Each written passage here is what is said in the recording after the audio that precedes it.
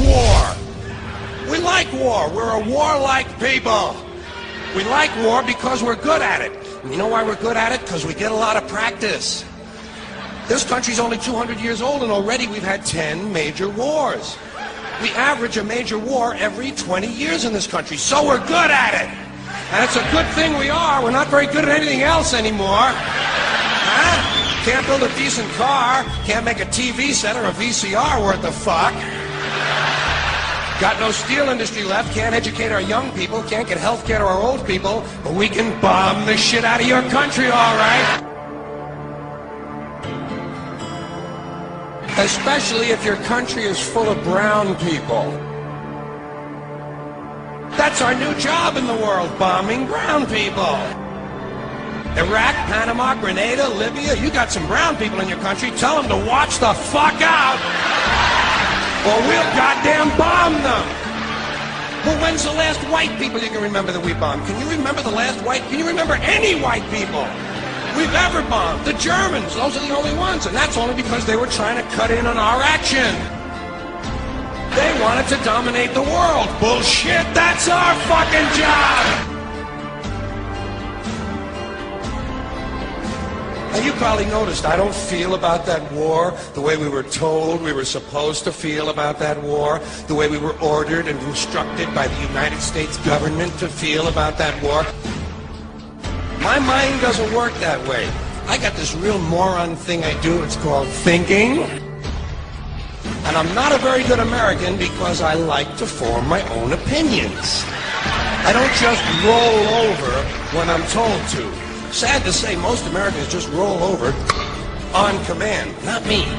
I have certain rules I live by. My first rule, I don't believe anything the government tells me. Nothing. Zero.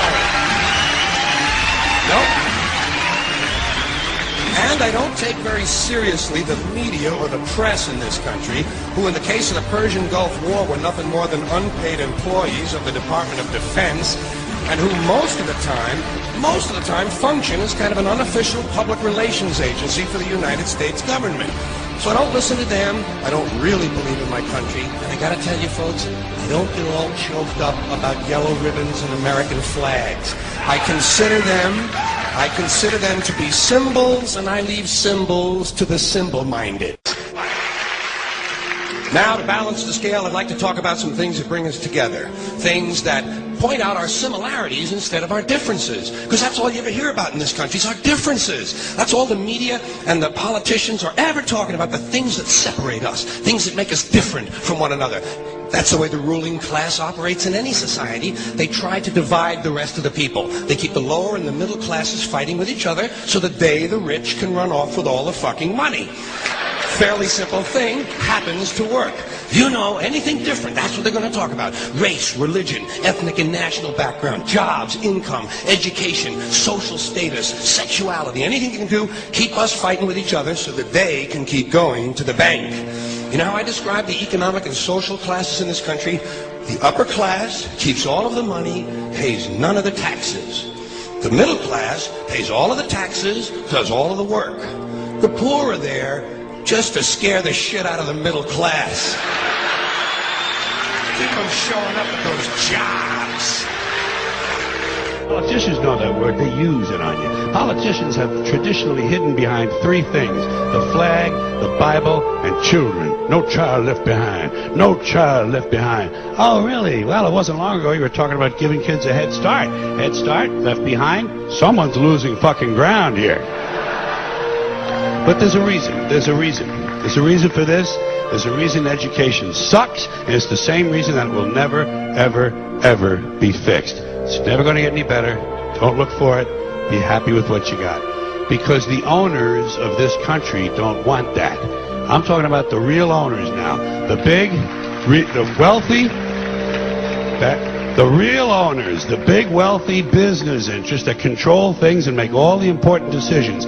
Forget the politicians. They're irrelevant. The politicians are put there to give you the idea that you have freedom of choice. You don't. You have no choice. You have owners. They own you. They own everything. They own all the important land. They own and control the corporations. They've long since bought and paid for the Senate, the Congress, the state houses, the city halls. They got the judges in their back pockets, and they own all the big all the big media companies. So they control just about all of the news and information you get to hear. They got you by the balls. They spend billions of dollars every year lobbying to get what they want. Well, we know what they want. They want more for themselves and less for everybody else. But I'll tell you what they don't want. They don't want a population of citizens capable of critical thinking. They don't want well-informed, well-educated people capable of critical thinking. They're not interested in that. That doesn't help them. That's against their interest. That's right. You know something? They don't want people who are smart enough to sit around the kitchen table and figure out how badly they're getting fucked by a system that threw them overboard 30 fucking years ago. They don't want that. You know what they want? They want obedient workers.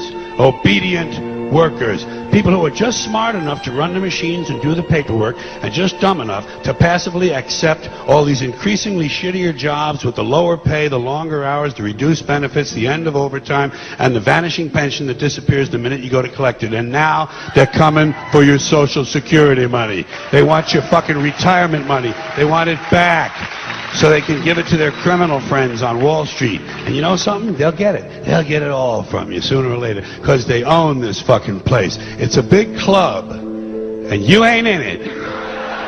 You and I are not in the big club. The greatest form of control is where you think you're free when you're being fundamentally manipulated and dictated to. One form of dictatorship is being in a prison cell and you can see the bars and touch it. The other one is sitting in a prison cell but you can't see the bar, you think you're free. What the human race is suffering from is mass hypnosis. We are being hypnotized by people like this. Newsreaders, politicians, teachers, lecturers. We are in a country and in a world that is being run by unbelievably sick people. The chasm between what we're told is going on and what is really going on is absolutely enormous. The greatest hypnotist on planet Earth is a oblong box in the corner of the room. It is constantly telling us what to believe is real. Historically, the control and manipulation of political opinion has been the Freemasons' main weapon in gaining control of countries and states. Once in control of the rulers and politicians of a country, laws and political structures could be changed in accordance with their agenda. However, since restricting the body does not necessarily mean restricting the mind, the Freemason recognizes that their plan for a global government hinges completely on subduing the masses to their agenda, and thus eliminating opposition to their cause. And the greatest threat to their plan, posing more danger than any army or law, is the threat of a free-thinking mind. In order to eliminate this threat and to achieve their objective, the Masons have set about the boldest plan ever devised: the complete control of every aspect of human life, your life. And the weapons they are using against you are in your very homes, entertaining you and your children, and gradually indoctrinating you without you even realizing.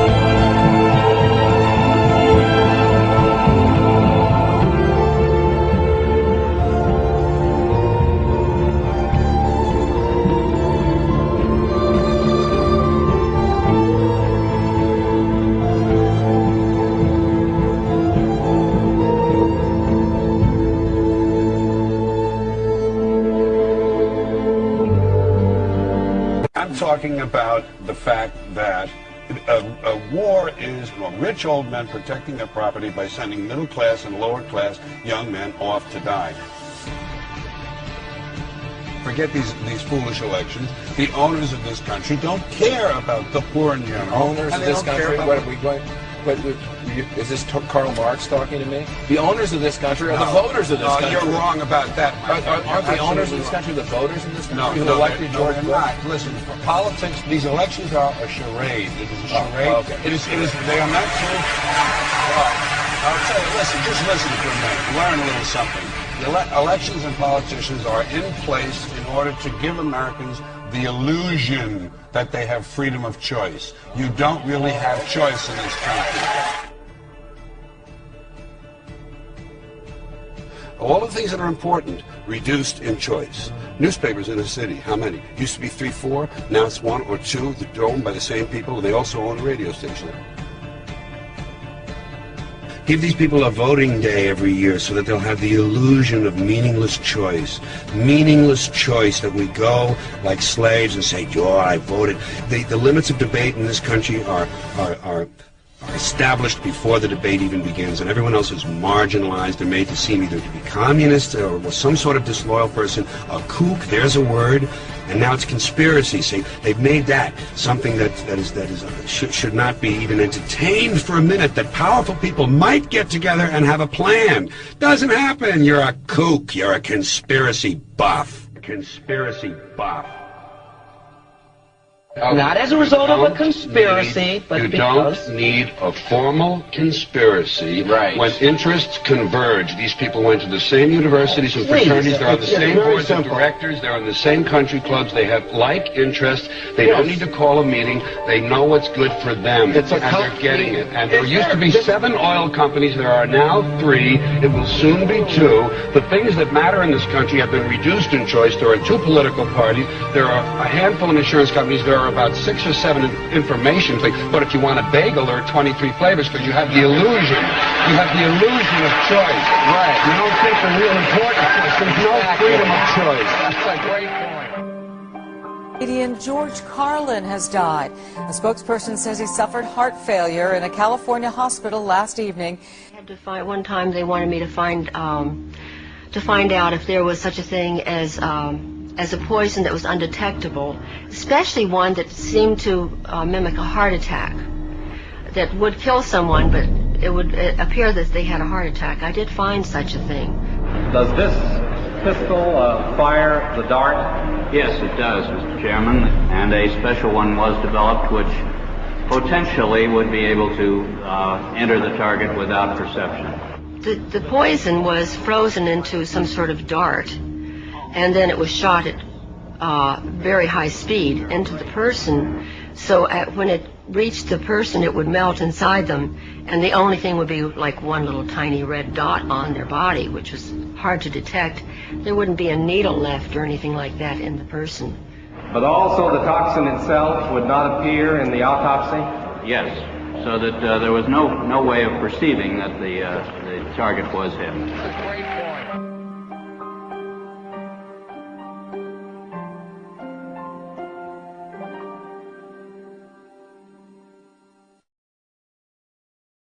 Everywhere you look, corruption. We continue to fight pointless wars over lies, and we are killing innocents and letting our children die in wars just to ensure the Federal Reserve can continue their petrodollar scandal. We are sitting idly by while these crooks continue to loan fake money out to us at interest, stealing our homes, and enslaving our children. Let me make this extremely clear to all of you listening. Many corporations, especially the Federal Reserve, used the government to steal $17 trillion from your children. Your children did not have that money. They are now debt slaves. These people have stolen money from your children that are not even born yet, and sold their freedoms. They have enslaved you and many around the world. Wake up, world. And they did all of this by counterfeiting money and loaning it out at an interest. They have stolen hundreds of trillions from people around the world. Have you heard about Microsoft's Xbox manufacturers in China? They had to install suicide nets outside their buildings to ensure their employees don't jump out of the window to commit suicide. These are the conditions your children in the U.S. will be working under when the debt is soon owed, and it will be owed. It is not a matter of if it will be owed, but it is just a matter of when. And it will happen as soon as the United States economy collapses, which will happen very, very soon. And if you think because you do not live in the United States this does not affect you, you are wrong. And you are next. The only way we can stop this is if we all unite together and fight it. People of the U.S. are waking up to the Federal Reserve scandal, and the powers that be are currently afraid of retaliation. And that is precisely why they trying everything they can to disarm us. You know how the media has been saying gun violence has been out of control and at an all-time high. They are not simply twisting the truth here or exaggerating. They are absolutely bold-faced presenting lies to you. First off, realize, gun violence in the United States has always been shockingly low. And gun violence has dropped by 49% in the last 11 years. The already absurdly low gun violence in America has literally dropped in half. In half. The fact they are saying that it is at an all-time high perfect demonstrates how biased the government and the media is. If this doesn't prove to you that they have an agenda, then nothing will. Do you remember how the media keeps repeating that there has been 74 school shootings since Sandy Hook? Those 74 shootings were not even mass shootings like they claim. Most were suicides and none of them even took place at a school. Not a single one. They are presenting lies to you, America. When will you wake up? At some point you have to ask yourself, why would the government fake 74 mass school shootings involving children? If they get our guns, we will lose the fight against them. And they will take away absolutely all of your freedoms and you and your children will be forever slaves. And don't forget they purposefully put you and your children into that debt. And because the Federal Reserve is present in all countries, the other countries of the world are next soon after. This plan is called the New World Order. It is the same New World Order the Vice President of the United States called for on national TV a month ago. He said we need to strive for and complete the New World Order. This is also the same New World Order President George Bush and President Kennedy said is our country's lifetime goal. And the same New World Order George Bush said on national TV said will happen no matter what we do, and we cannot prevent it. This has all been a long-time plan. The Federal Reserve and their partners want complete control of humanity. We cannot let this happen. They want to rule over us, like kings and queens. And humanity will be forever lost to enslavement by a bunch of tyrants who have publicly admitted they want to kill off the majority of the population so the masses are easier to control. They are going to wipe your bloodline completely off of the earth. He'll tell you the order of things to happen. The enslavement will follow immediately after guns are taken away and you cannot fight back. If they cannot get the guns before the economic collapse, then they will wait until the economy collapses. When the economy collapses, people will be starving, there will be looters and shootings. The government will insist on taking guns away to help, and as soon as the guns are taken away then we will fall into a complete dictatorship. Do not fall for it. Remember, they are the ones who caused the economic collapse to begin with. This is the same tactic used on Germans and it worked. So expect it. As soon as the economy collapsed and the masses were starving, the German government asked the people to give up their rights and they listened. And then eventually the government was throwing the naked masses into giant burning hot ovens for mass execution. Do not give up your rights. Do not give up your guns. Fight back as they were the ones who caused the problem. Just so you know, the people who are behind this Federal Reserve scam and New World Order are the same ones who funded Hitler's campaign. Make no mistake, these people are as brutal as Hitler himself, even more brutal. In fact, now we are going to show you some. Assuming America grows some balls and we win, we will need an overall plan. We have come up with a perfect plan. This plan offers extraordinary possibilities. It will make for the most beautiful and free world you can ever imagine. If we are successful, we can leave a much better for our children. A beautiful world. Watch every minute of the rest of the video. Do not skip a single bit of it, as it is all important. If this one video gets out to and can change the world, this is your opportunity to make a difference. Please.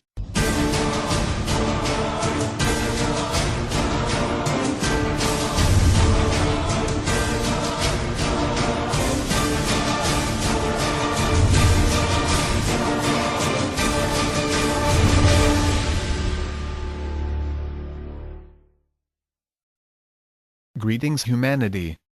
Greetings humanity over the internet. We are anonymous. This documentary will be guaranteed to blow your mind. Just to make things clear and understanding in a simple manner. We are not here to scare you. Rather we are here to prepare what is about to come in the United States very soon. If you think the economy is perfectly fine, you are wrong.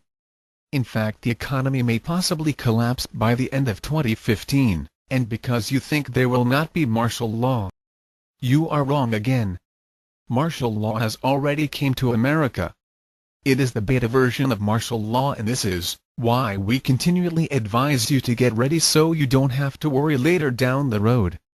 The Illuminati wants you to be unprepared, so that they know they have you under their control and they will use you to accuse people for supposedly fear-mongering, and that is simply what we are not doing. You need to prepare, and prepare now, while you still have the chance to. The choice is yours, people, and no one will force you to make a choice. Remember, if you fail to prepare, you will face the consequences down the road, and this is not fear-mongering. This is a warning, and heed the warning you are given in respect. We all know things are bad. Nevertheless, people, this is not the time to be standing down. This is your chance to rise up and make a difference for not only the United States, but the entire globe. Economies across the globe are suffering, while some others are booming. For example, China. Their economy has boomed, and they recently announced plans for a global currency just a few short months ago, if you can recall, on national television. If you continue our warnings of what is to come, just don't come complaining to us when we told you so and we were right. Listen to others. Listen to those who are trying to prepare you. Listen to those who are trying to save your life and getting you ready for the worst and hope for the best. We the people are the last hope, and we need to unite together. The bickering and the pointless fighting, people, will not get us anywhere closer to our goals we are achieving. That does not mean have debates and compromising, which we will suggest, if we come to an agreement on things. And stop with the bickering and fighting over pointless things, if you truly want to make change. Now you don't have to agree with everything people say, and preferably you do not agree with every single thing, and always do your own research. There are many great sources out on the internet, and use them. It does not hurt to research things. Ask questions. Or being curious, as this is part of human nature. The continuation of dividing each other over pointless things shall come to an end. We can, however, forget it. Does not mean we won't forget it. The choice is up to you, people. You decide what side you choose. Choose wisely and don't choose the fatal pill. You need to think for yourself, and nobody is going to do the thinking for you, because all that falls onto you only and no one else. And remember, you can do anything you want, and you are anonymous by default. We are anonymous. We are legion. We do not forgive. We do not forget. Expect us.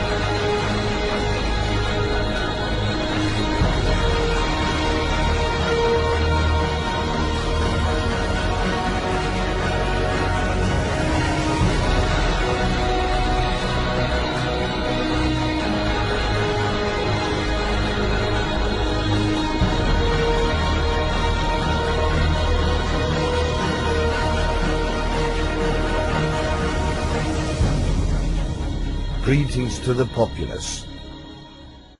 This is an emergency warning. Concentration camps.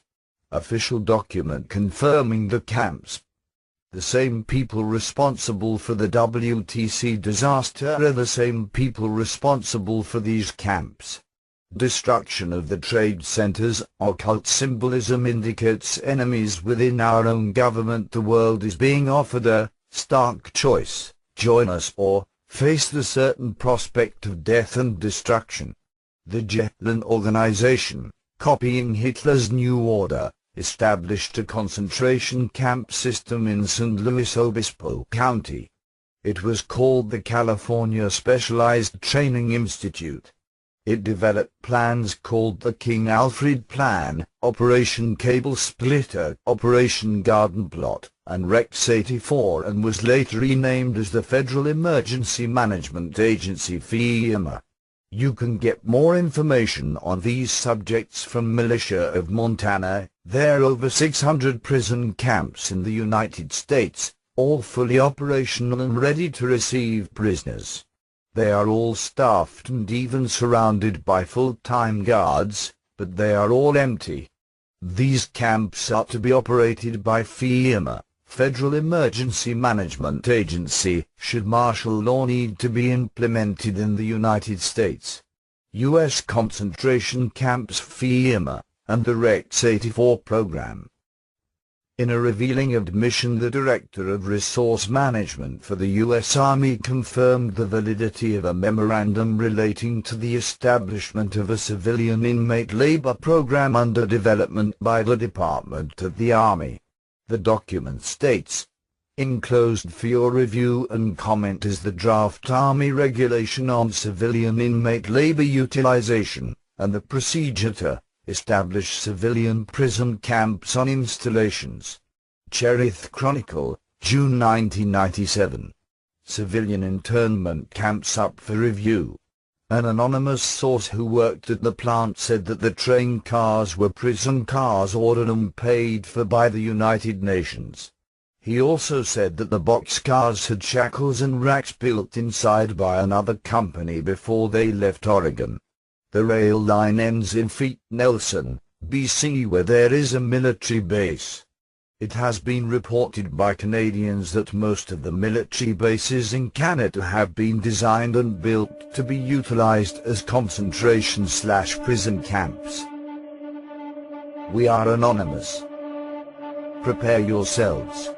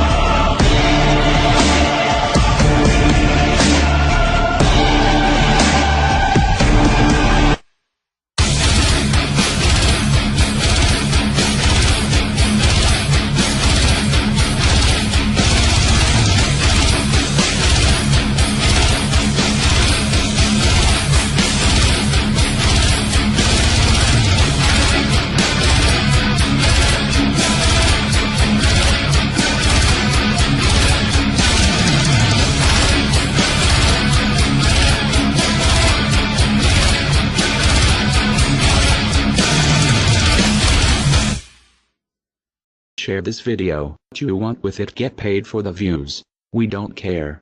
Just get the message out there for the world to see. Now sit back and relax, enjoy the movie. FEMA death camps and the red and blue list under martial law. While I have no doubt that the NWO cravers at the CIA have their own list of people to round up and terminate, the actual proper agency behind the now infamous red-blue lists is none other than FEMA Black OPS. FEMA is not here to primarily help you. Under a full state of martial law, FEMA is here to send you to their detention camps to sort out who shall live and who shall die. Those unfortunates whose names are found among the millions of fellow Americans on FEMA red-blue lists will never come out of the FEMA camps alive, although they may have to go through hell before they are finally terminated.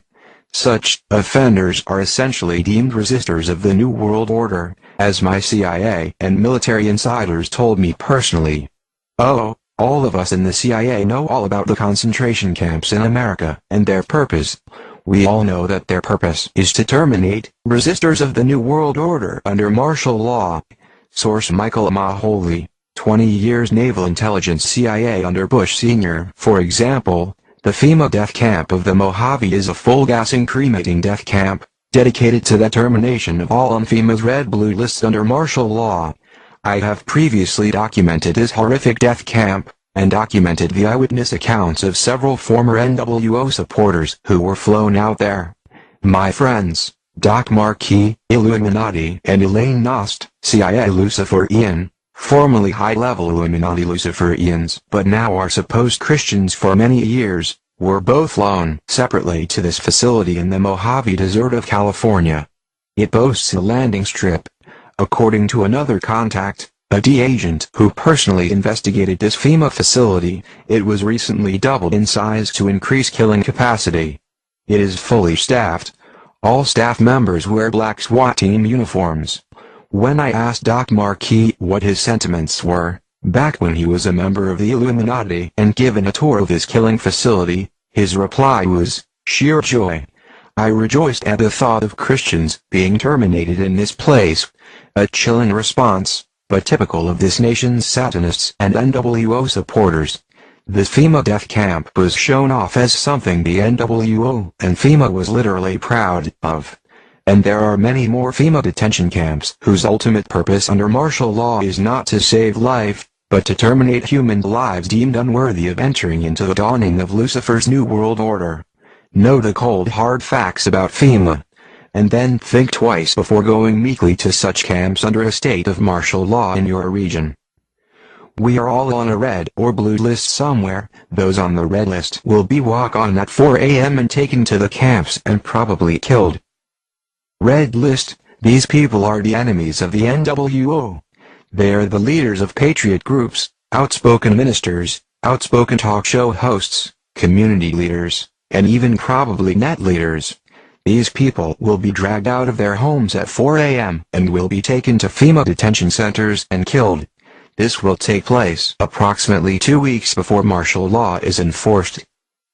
Blue list: these are also enemies of the NWO, but are followers of the red list folks. These people will be rounded up after martial law is in place, and will be taken to the detention centers and re-educated. Various mind control techniques will be used on them. Most will not survive this.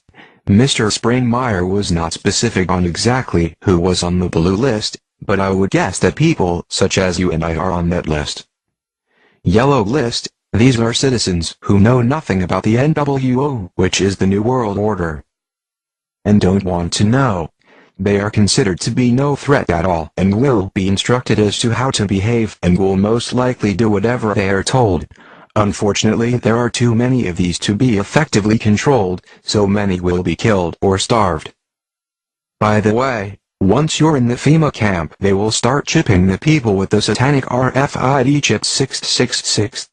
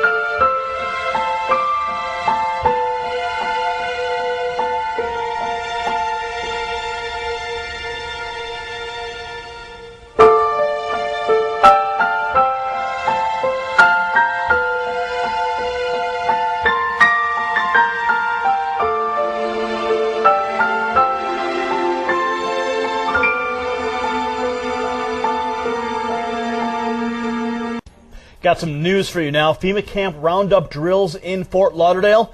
Well, it is not a hoax. The Sun Sentinel has reported, and now video has surfaced of Special Forces operations taking place under the cover of night in Broward County, Florida. The shocking video shows Black Hawk helicopters flying low and landing as Americans are marched single file through the city streets and then loaded into white vans taken to mock internment camps.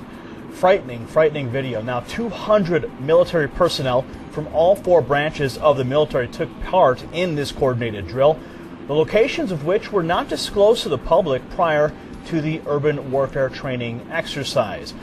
Now, the Sentinel is reporting that, quote, the goal is to prepare participants in realistic, unfamiliar training conditions before they deploy for combat overseas. However, concerned citizens are not buying it, and they believe there is a dual purpose for the action, and that is to train soldiers for real-life domestic martial law. Likewise, it's important to note that the Jade Helm exercises have recently labeled Texas and Utah as hostile territories in documents related to that exercise. Now let's flash back to 2009. The web was then ablaze with the revelation that the National Guard was hiring soldiers to become internment camp specialists. Military Occupational Specialty, Internment Resettlement Specialist. The Army's Internment Resettlement Specialist plays an integral role in providing a uniform system of handling prisoners and detainees. First and always, these MPs are combat support soldiers, trained to fight.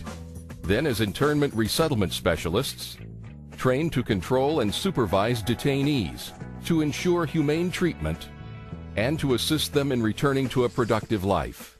For this job, you must qualify for a secret clearance. Now, for those of you watching right now thinking that this is just some crank conspiracy nonsense and Americans will never be rounded up and forced into camps, I'll leave you with the words of Supreme Court Justice Antonin Scalia. Now, he recently said in February of 2014, he issued a stark warning when he spoke to a group of students at the University of Hawaii. Now, he was responding to a question about the 1944 Supreme Court ruling that upheld internment of Americans during World War II. He said, quote, "You are kidding yourself if you think the same thing will not happen again. The ruling was wrong, but I would not be surprised to see it happen again. In time of war, it's no justification, but it is the reality." When a Supreme Court justice tells you it will happen again, perhaps we should listen. What do you think? Sound off in the comments section. Like, share, subscribe to the channel. For the Next News Network, I'm Gary Franchi.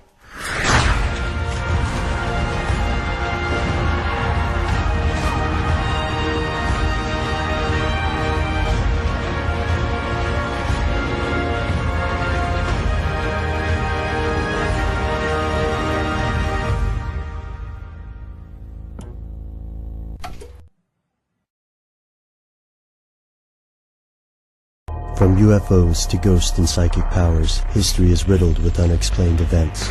You can turn back now and learn the stuff they don't want you to know.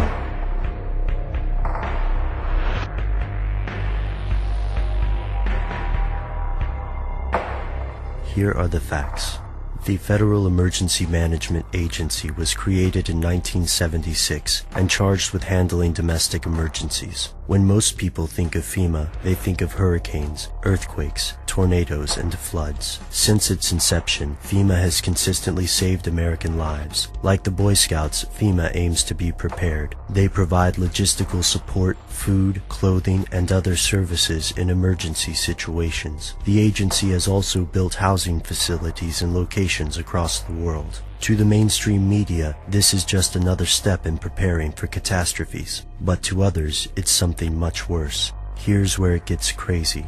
According to broadcaster Alex Jones, FEMA is a front for a secret government, and the housing locations will actually serve as quarantine centers or internment camps. This is not an unfounded fear. After all, during World War II, the U.S. forced over 100,000 Japanese Americans into government camps for the duration of the conflict, and civil unrest could be considered a domestic emergency. How would this insurrection occur? Theorists cite any number of possible causes, from the establishment of a one-world government to a national pandemic. Some believe a global elite of bankers and aristocrats may artificially create a disaster to trigger a massive incarceration of U.S. citizens who object to the plan, whatever that plan might be. Fringe researcher Mary Louise alleges that FEMA keeps a red list and a blue list, where people on the blue list will be shipped to camps for quarantine or re-education, while those on the red list will be executed. Skeptics rightly point out that this conspiracy requires an amazing, even implausible, level of organization.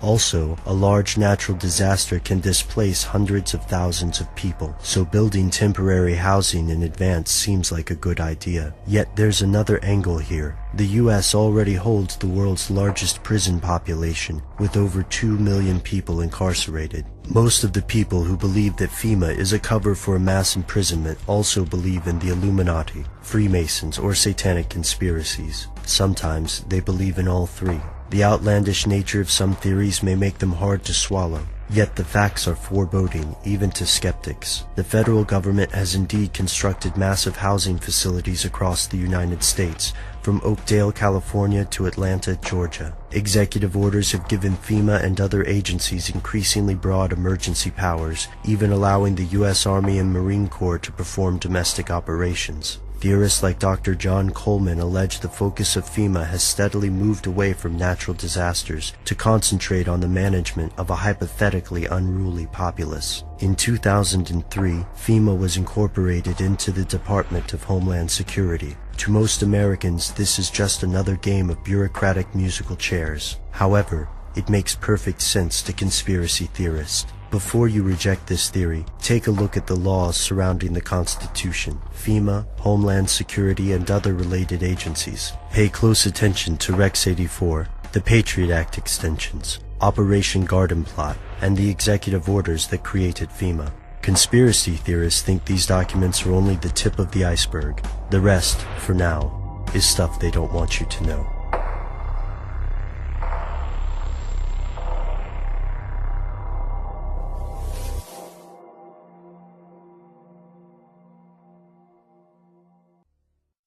Greetings, citizens of the world.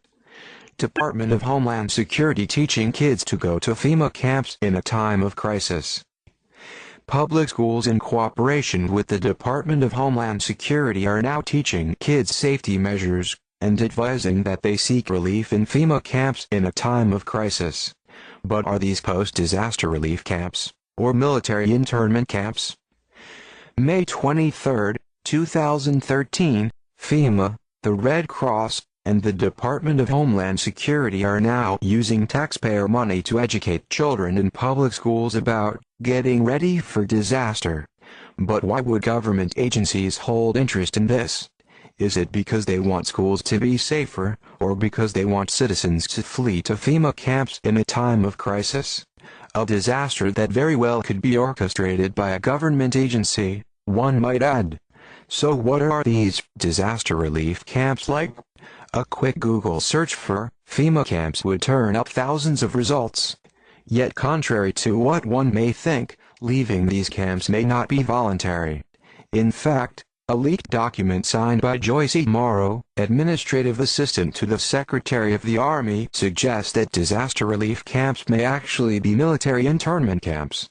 The document is titled, Internment and Resettlement Operations, and it describes these camps in great detail, stating that, civil support is the Department of Defense support to civil authorities for domestic emergencies.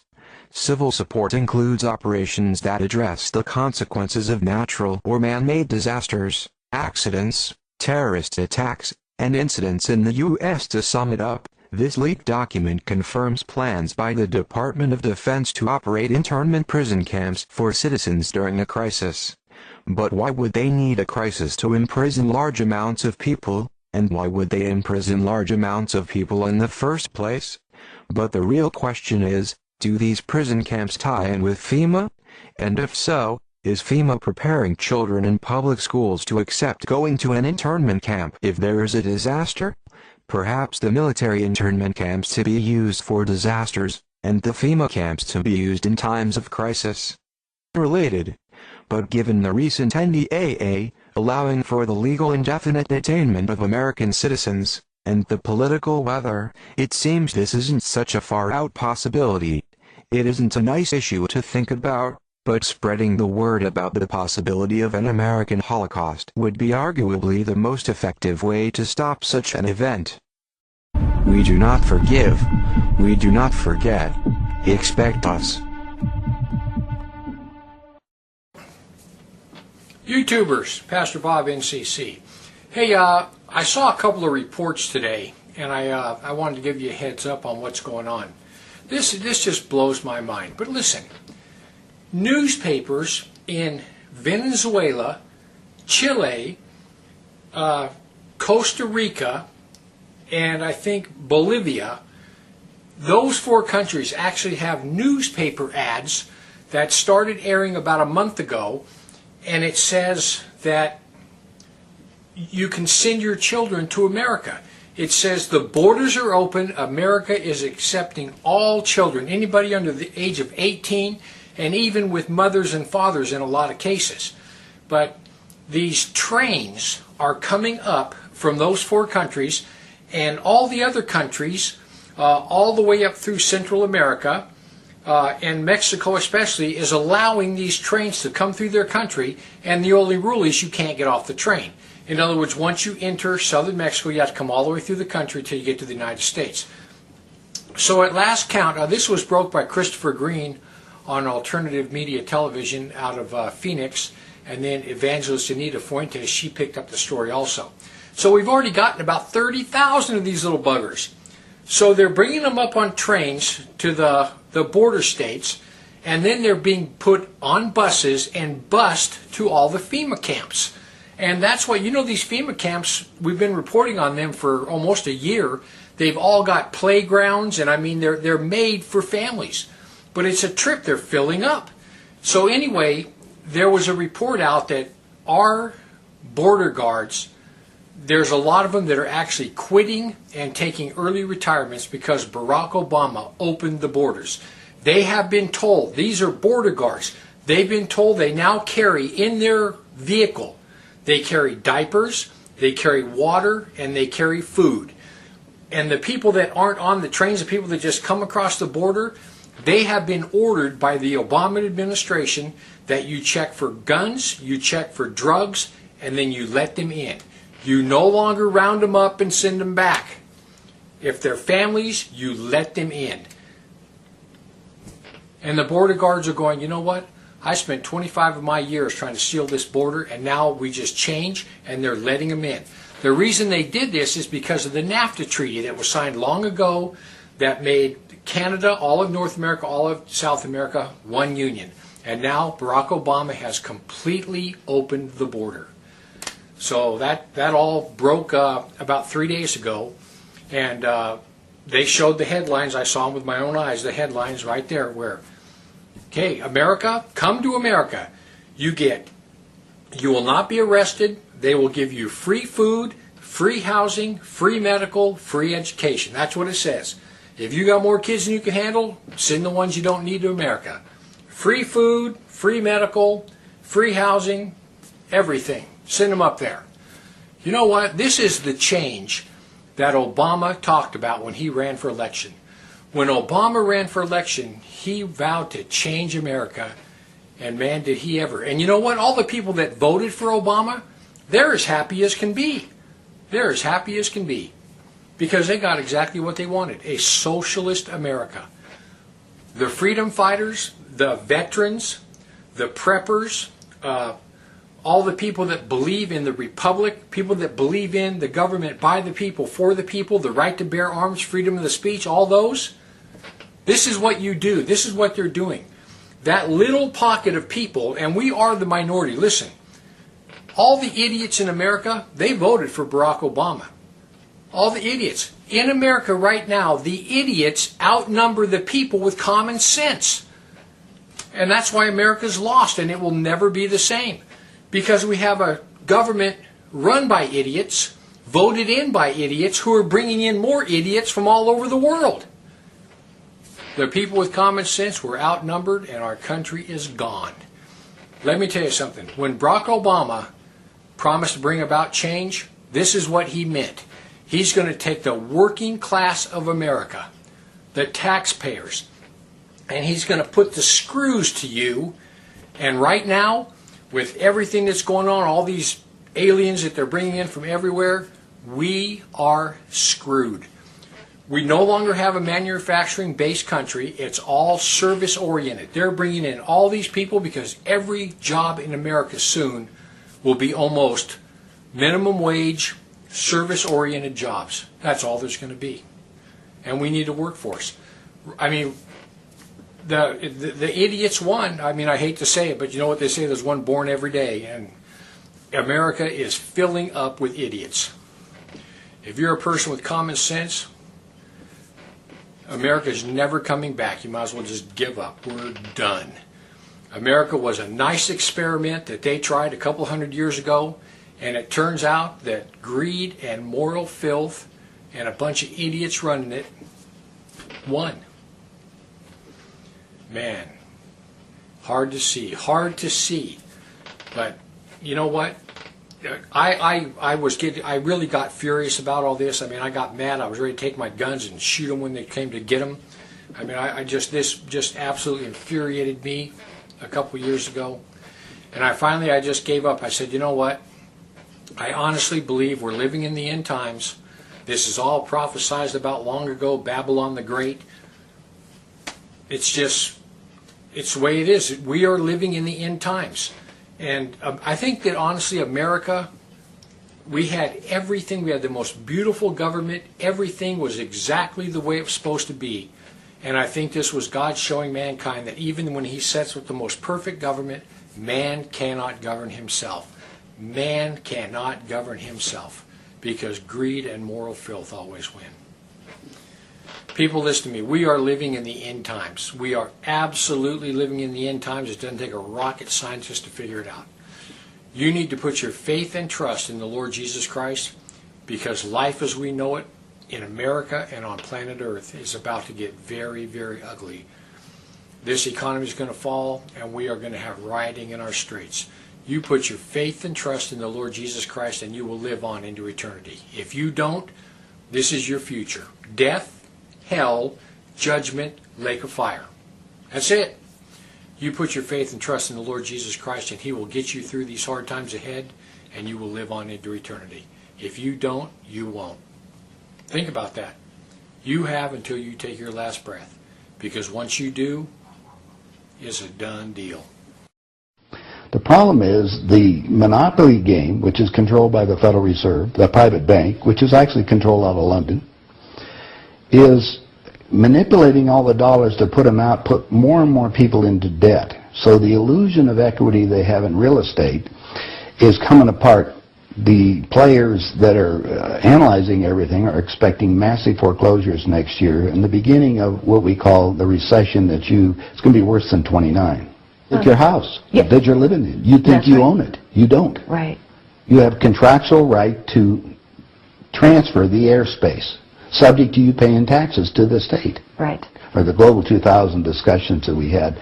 The real problem that they have, as Kissinger says, is there's just too many people on the planet. And 40% of the world, 2 billion of us, exist on less than $2 a day.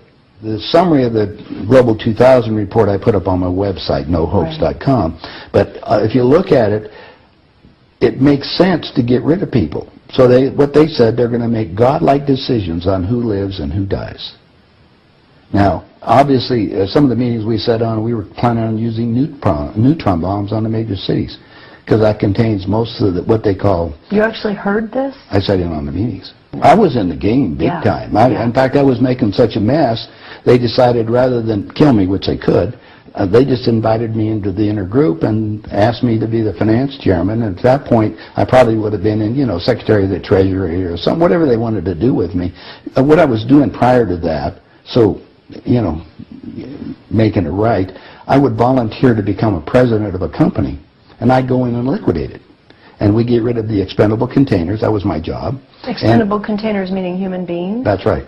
Yeah, it's amazing. That's Well, that the was the inside terminology. vernacular, wasn't it? Yeah. Oh, well, that's what we used at that time. I mean, it went from there to useless eaters today, so you're happy with it, you're a human resource. So, Right. which, you know, all you are is part of the commodity, even in the business sense. You look at it, you have a cost. Labor, what is labor? Yeah. Human resource. Right. When you're going to put together some kind of product. Well, the inside of the game, when we started to use neutron bombs, today they figure that biologicals are much cheaper. Mm-hmm. They're still planning on, the plan is to get a war started in the Middle East.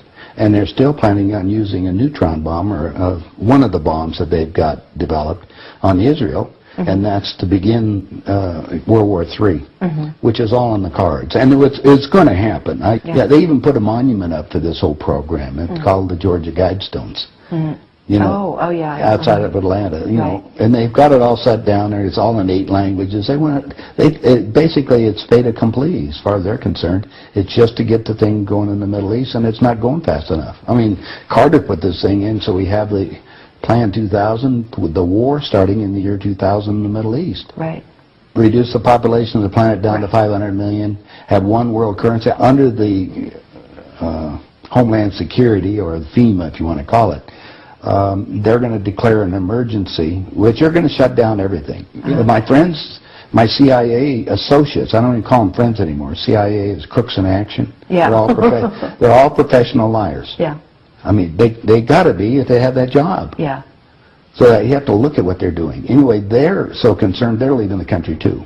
Most of them are going to Latin America.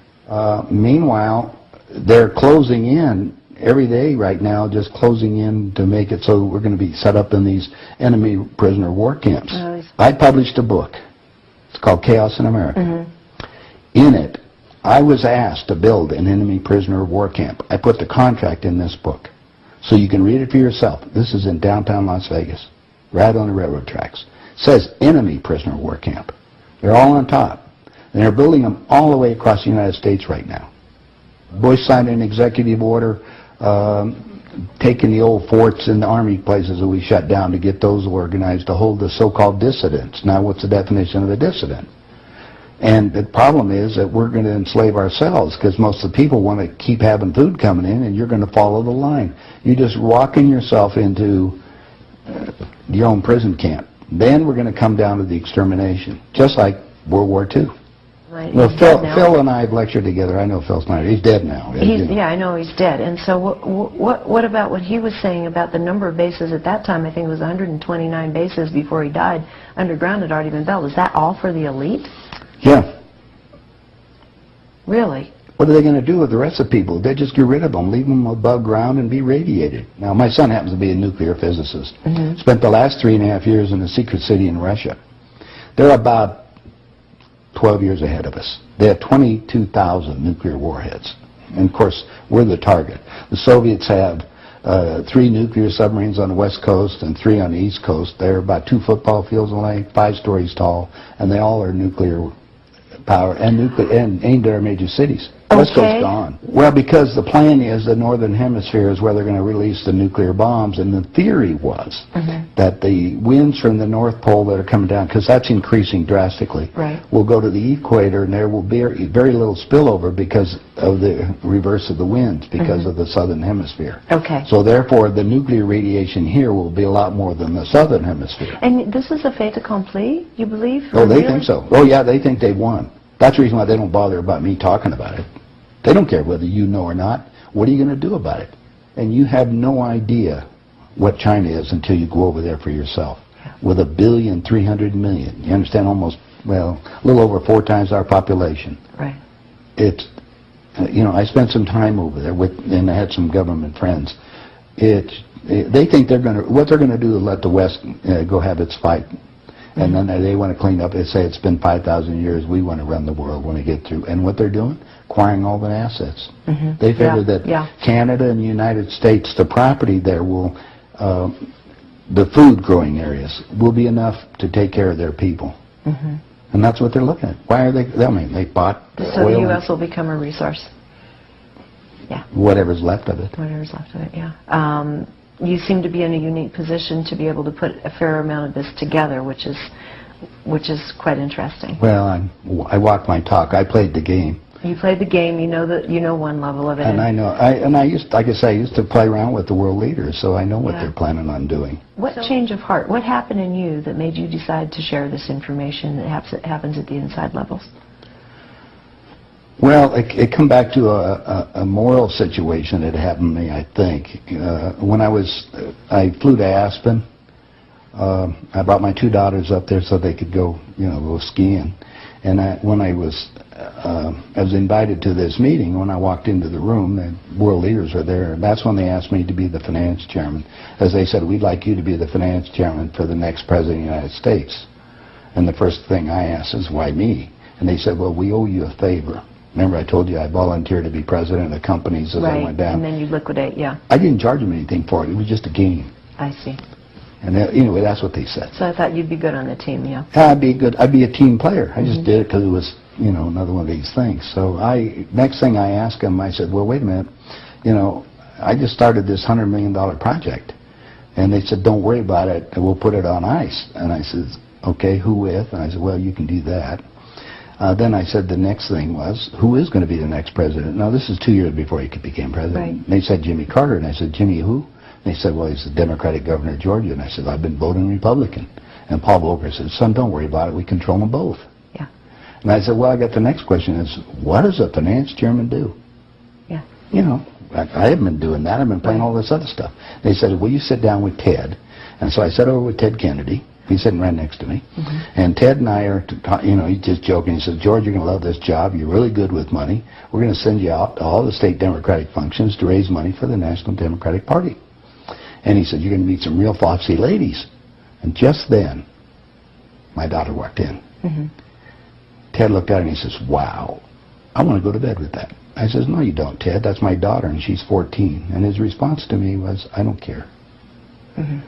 I was livid. I really didn't know what to do.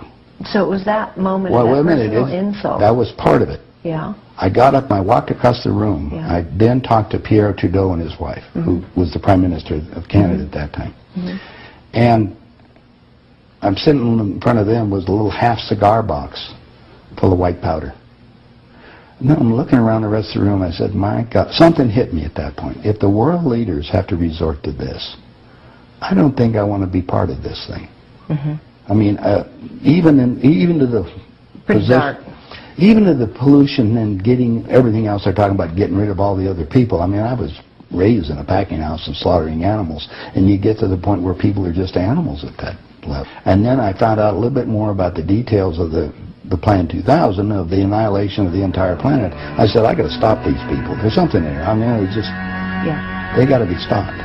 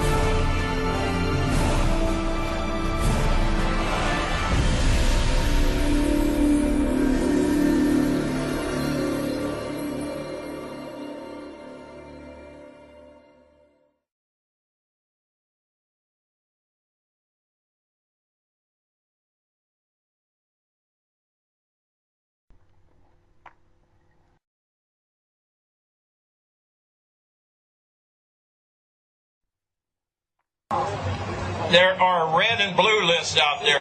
Some of you already heard about the red and blue list, okay? And some people are calling my radio talk show on Genesis Communication Network and on the Great Republic Broadcasting Network. And praise God, we got the owner of Republic Broadcasting Network. I think he's going to speak right after me, John, wonderful, patriotic American. But anyway, I've had people calling me saying they go out to their mailbox and they find a little red dot or a little blue dot on their mailbox, and they wonder what the little red dot and blue dot is. Well, it's marking your mailbox by the government, so when foreign troops come in here on us after martial law, if you have a red dot on your mailbox, they take you out immediately and shoot you right in the head. But if you have a blue dot, they take you to the FEMA camp.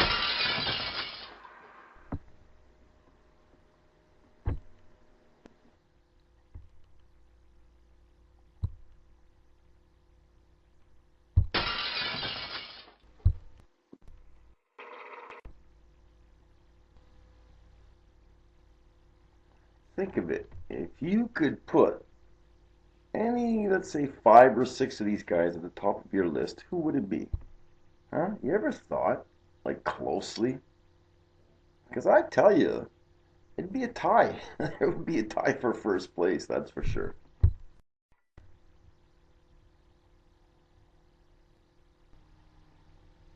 This cunt, Dianne Feinstein, we all know she does it for the money. Oh, God, are you for real? We know what you're all about. You know, she's against the Constitution of the United States, and she gets paid well saying it. Oh, the Second Amendment this, the Second Amendment that. Who are you kidding? Who are you kidding? Yeah, they've got guillotines. Yeah, I know that. I know the FEMA camps, they've got guillotines to show the people to scare them. But wouldn't you just love to put her on a list and just go crack? Eh? How would you feel? How would you feel, Dianne Feinstein? Eh? Huh? How would you feel? Yep. Goodbye. Cunt.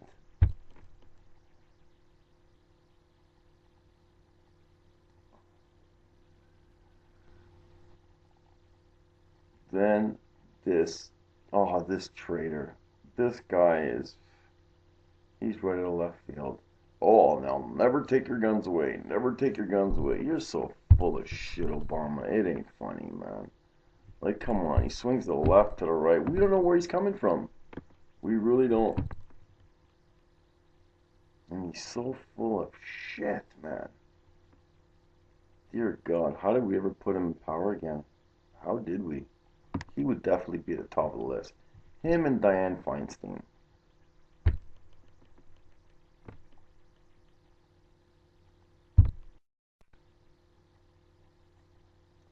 Man, this guy's scary. I do believe he wants to kill everybody because he knows he's dying. He knows his days are numbered because of old age. And he's upset because he sees young kids playing in the streets. No problems, nowhere in the world, just being free because they're American. Oh no, he's got the biggest distaste for America, this guy. It's incredible.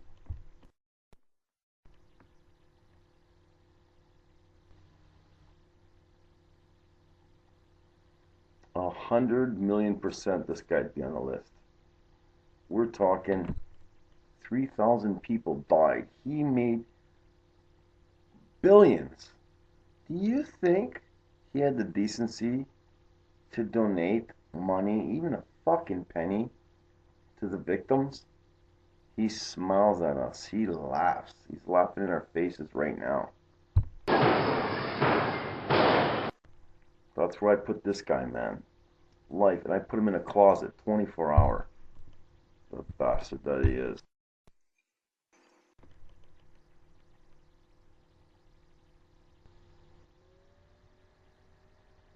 Yeah, just for being a fucking...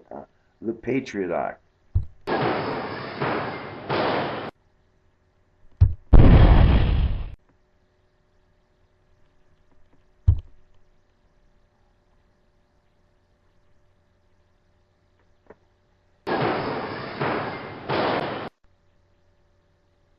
Oh yeah, I'd love to see this guy just suffer.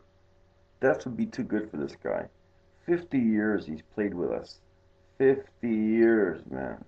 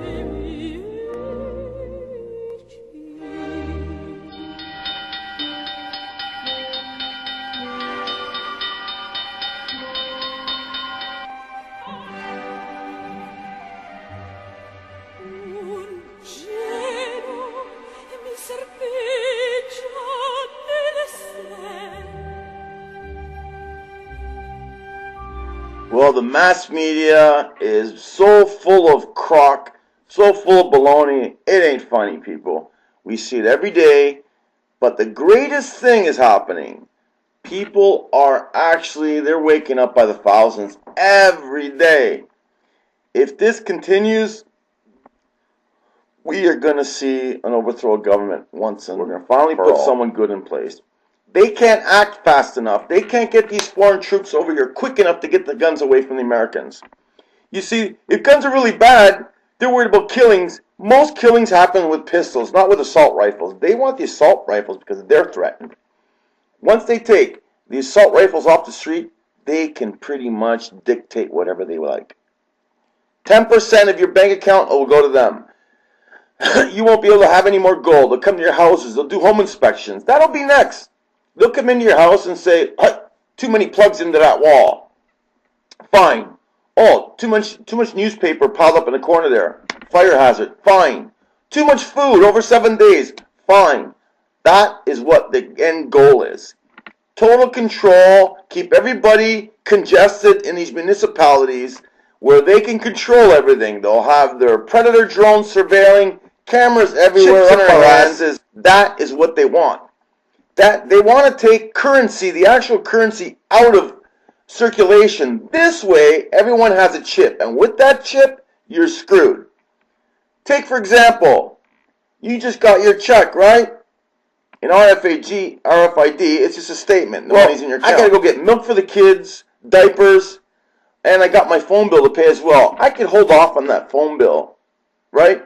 I'll pay it next week because I gotta get milk this week. That's when you have tangible cash. That bill will get extracted from your check immediately. You need milk for your kids? Too bad, pay. You need gas for your car? Too bad, pay. Diapers? Too bad, pay. That's what the end goal is. That RFID chip is so clandestine, it's not funny. They'll get you to want it. They'll get you to say, wow, we really need that. Isn't that great? I don't lose change anymore. I don't need this and that. The reality of it is they'll be able to take from you anytime they want, having a chance to say anything. We need to come together now and realize, hey, you cronies, they're the same people we see over and over and over, no matter who is president. You'll see Hillary Clinton, she'll be there. Donald Rumsfeld, Dick Cheney, These guys will always be there. Henry Kissinger. Henry Kissinger's been there for 50 years. You understand what's going on here? Come on, people. The door's just revolving. That's all it is. That's all it is. It's a cycle. And we're fished right in. Whoever they throw in the front is just a mouthpiece. Bush, Clinton, Obama, these guys are just idiots. When are we going to say enough? Better late than never. That's what I say. If you could do it now, you go for it. You go for it, because I support you 100%. You know, over here in Canada, they get it in the ass. Believe me when I tell you. Canadians gave up their guns long ago. That's why we pay the most for telephone bills. We pay more for our own lumber that we actually grow here than America does. Our own natural resources. You understand how stupid that is? People live in border towns. They will actually drive over to the United States just to buy a bottle of liquor that's made here in Canada, like Canadian whiskey. And if America gives up their guns, they'll get it worse. You guys will have toll bridges from state to state to state. You guys will have everything monetary. Anything you feel has got humanity in it, let's put it this way, it'll be subtracted. And in its place will be monetary. That's right, people, monetary. We are seeing now the biggest incarcerated country in the world. So many people in prison. So many of the most kookiest, stupidest laws. Have you ever heard 3 strikes you're out? Where the heck does that happen? People are doing life for a box of chocolates, a slice of pizza. That's how hungry they are, man. They know they're on that deal, but they're hungry. They're poor. What are you going to do? Oh, let's throw them in jail for life. But guess what? While they're in there too, we'll implement slave labor without the people realizing it.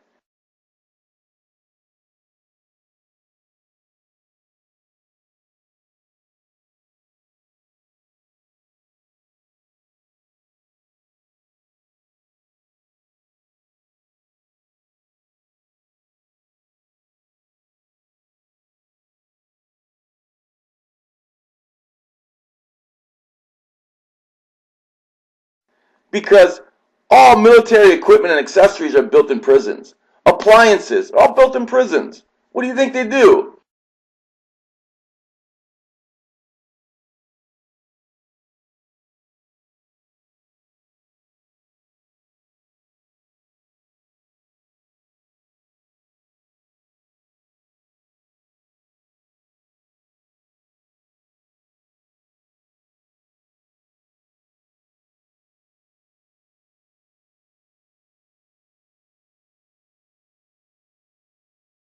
They'll say, okay, listen, you're in prison, you're locked up 24 hours in that closet.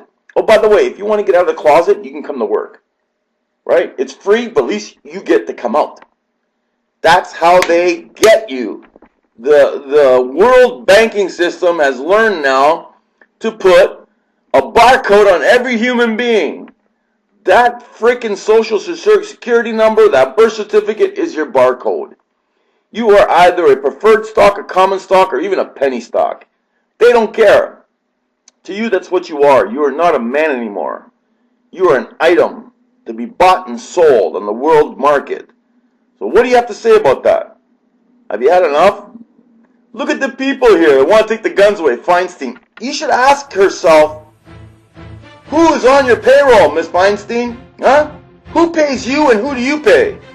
Because the people are paying you to do what you're doing, to lobby for the guns. Hillary Clinton, you are such a traitor. You flip-flop back and forth. It ain't funny. The deal is this, Hillary. You want more money, more for you and none for anyone else. That's the reality of it. You're a goddamn Satanist. It's proven. Doesn't anybody even realize she's taking the star-spangled banner, beautiful thing with the stars. She reverses the stars, and then she comes out and speaks to a whole bunch of audience. They're going, wow, Hillary, you're a beautiful, nice person. She's a Satanist. I wanted to purposely put this out there because a lot of people don't believe me when I tell them. Look at all the people facing Hillary, not even realizing behind them lies our noble, our humble star-spangled banner. And the stars are upside down, representing Satan. It is a fact. What kills me the most is how they listen to her, not even understanding how deep in the occult she really is. She actually prays to Satan. She hates people, by the way. The 99%, she has learned to put a mask on. It's role-playing for her. This is not like, nice. It's not a nice thing at all. The people in front of her right now, she is trying to indoctrinate. She is trying to manipulate and coerce. That's what she does best. She's practiced. She's been in the occult for many years. A good 30 years. Even in her hippie days, she was into witchcraft and all that. But now they've gotten even deeper. She has separated herself from humanity. Do you understand? People are goyams to her. They're just chattel. They're not even blood-pumping, heart-beating people to her. You're just tools that she can use to manipulate. And she's been doing a great job doing it.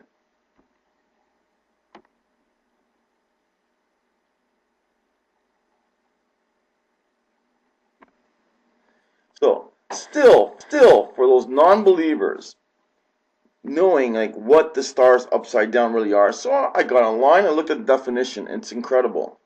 Satanism, this symbol is inverted upside down to represent the rebellion or subversion of man, and is known as the sigil of Baphomet.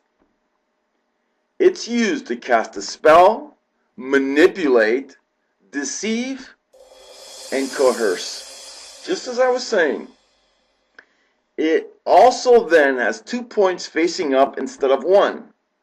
And this is representative of the goat demon, Baphomet Satan.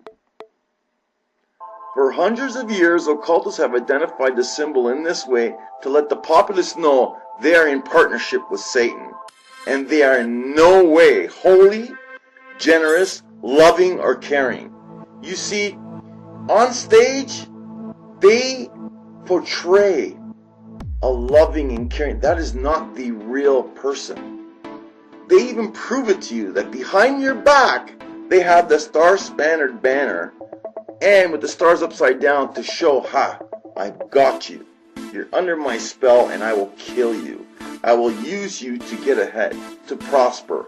I am allowed, through Satan allows me, to take any man I want, to utilize them as I wish in order to achieve my agenda. And that's what they've done. She's doing it all the time. Don't you see, no matter who's in office, Hillary is there. It's like a rotating circus. It's all a charade. It's a facade, people. Fact. These people are so stupid, Christianity right out of America. Let me tell you something. America was built on Christian principles. Once they lose that, guess what? Their identity is totally lost, total dictatorship, total communism. We'll be living in a Marxist society. Harvard University in 1636, named after the Reverend John Harvard. Its original motto was, Truth for Christ and the Church. Princeton's first president, the Reverend Jonathan Dickinson, said, Cursed be all learning that is contrary to the French. On my arrival in the United States, the religious aspect of the country was the first thing that struck my attention. In France, I had almost always seen the spirit of religion and the spirit of freedom pursuing courses diametrically opposed to each other. But in America, I found that they were intimately united and that they reigned in common over the same country. Later write, there is no country in the whole world in which the Christian religion retains a greater influence over the souls of men than in America. The Americans combine the notions of Christianity and of liberty so intimately that it is impossible to make them conceive the one. Look at Canada already. Canada is so screwed up, man. I cannot tell you. People say, oh, well, Canada has no problem. Bullshit. Canada takes it in the ass. Depending on America. America's our big brother. There's many of us are driving over that border every day. I'll tell you something. If shit hits the fan, you better believe we're supporting you. You have no idea how big the movement is in Canada as well. We've had enough, too. We've had enough. We're just upset because we don't got no ARs. We don't got assault rifles, man. We just got shotguns, hunting rifles. But that's good enough. Because if we're fighting tyranny, if we are fighting the big, bad devil himself, the slave rider, then we will do what it takes. I will put my life on the line to defend liberty, the sovereignty of our country. That's what society has done for me. It's made me realize, hey, we're all in this thing together. 50 years from now, we won't be here. But for the time we're here, please, man, let's get along. Let's make a difference. We're all in this thing together. I always say it. It's called life. But there's people out there that want to take your life, take the breath from you. They want to charge you for every breath you take, for every gulp of water. You understand? When do we say, hey, you don't own me. You don't own nothing of me. God gave me the right to breathe.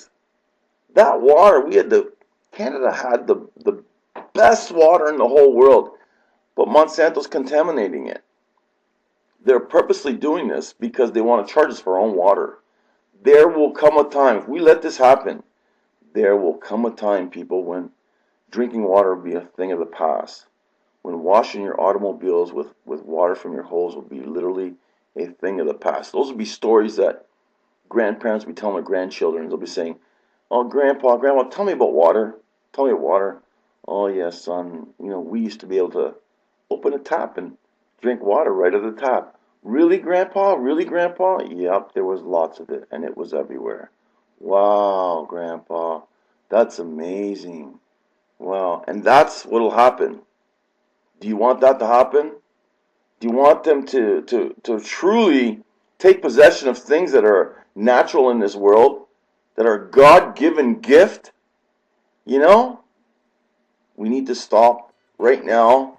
Stop whatever it is that you're being influenced to do, manipulated and mind-controlled, and say, hey, let's think outside of the box.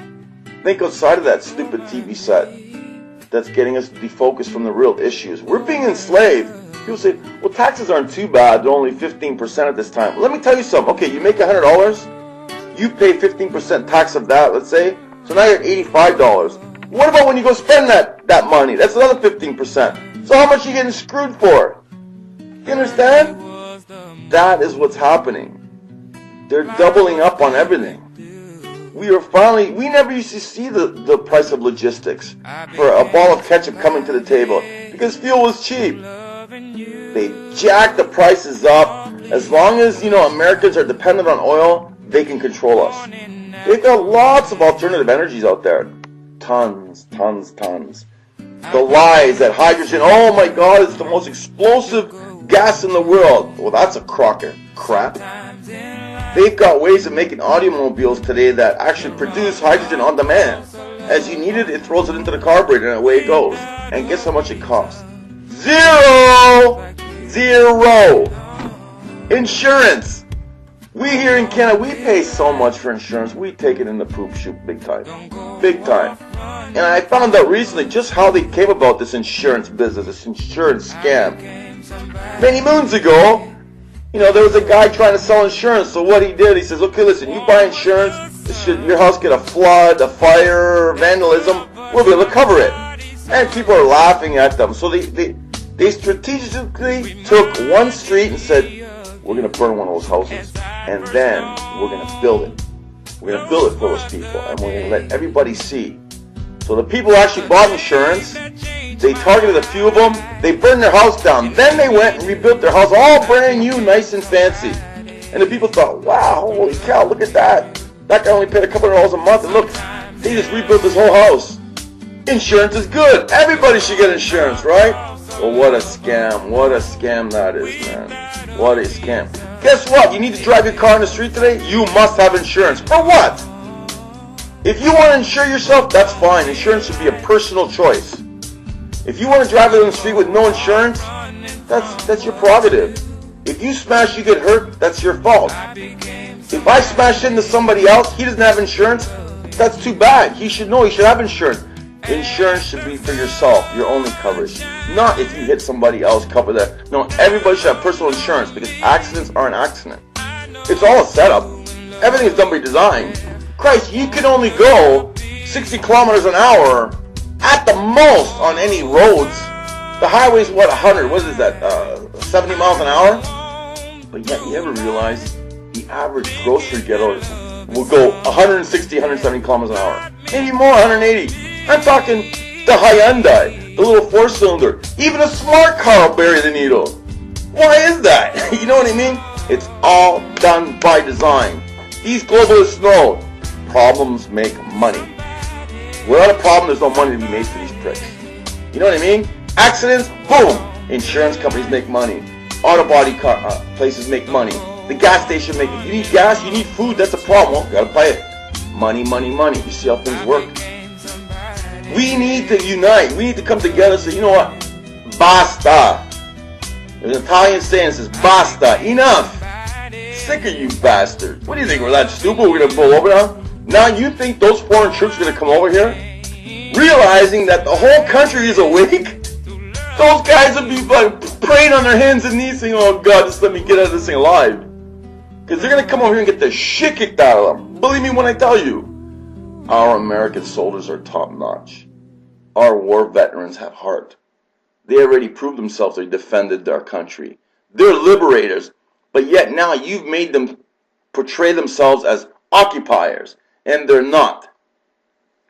I'm just blowing off some real pissed off steam today, people, man. I'm Frank Serrano from Liberators of War. Remember, we're all in this thing together. It's not called making money, man. It's called life. What are you doing about it, man? Get together. For the 99%ers out there, I love you, man. Support your brother. And like I said,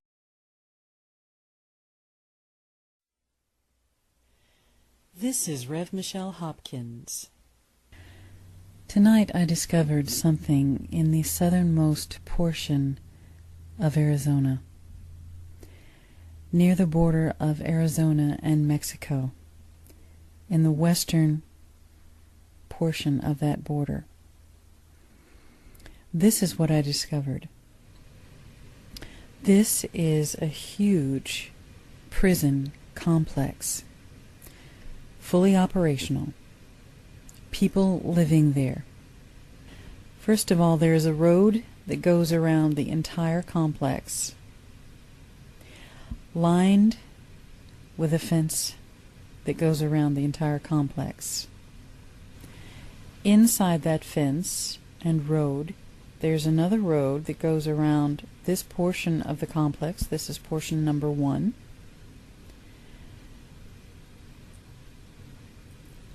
Inside that road is another fence line, and when you take a look at the fence line, you realize it is bent inward with barbed wire.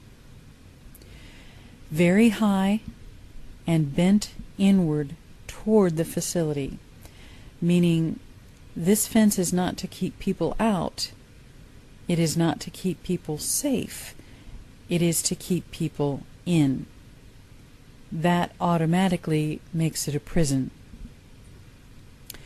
We have light and camera all along in between this fence line and this barbed wire fence line, which is the basic layout of a prison.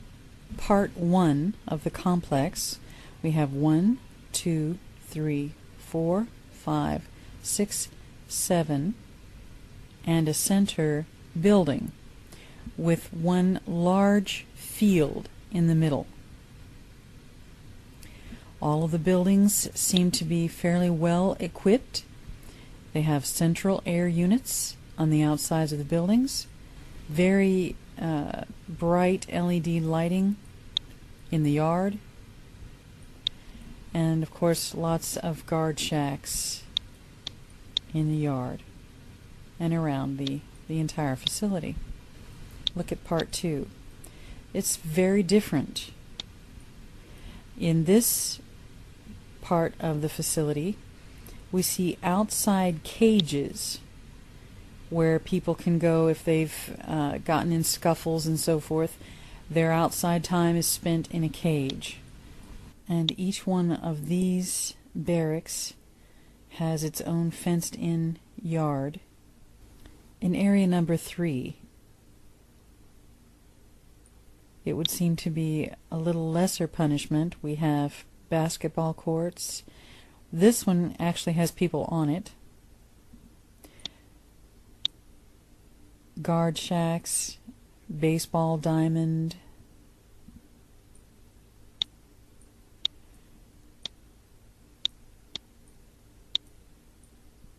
Each building has its own fenced-in area, as well as the main yard. This is a massive prison facility. I would say this one is really high-tech. Very high-tech prison facility. I'll show you where the workers live. A little bit more luxurious, with swimming pools here and other recreational facilities and satellite TV. And all of these things didn't really bother me. I saw a lot of FEMA vehicles. That concerned me. Now this is one thing that concerned me. Not just buses for the inmates, but lots of FEMA vehicles. These appear to be FEMA vehicles, and we find them throughout the facility, driving around the area, FEMA vehicles.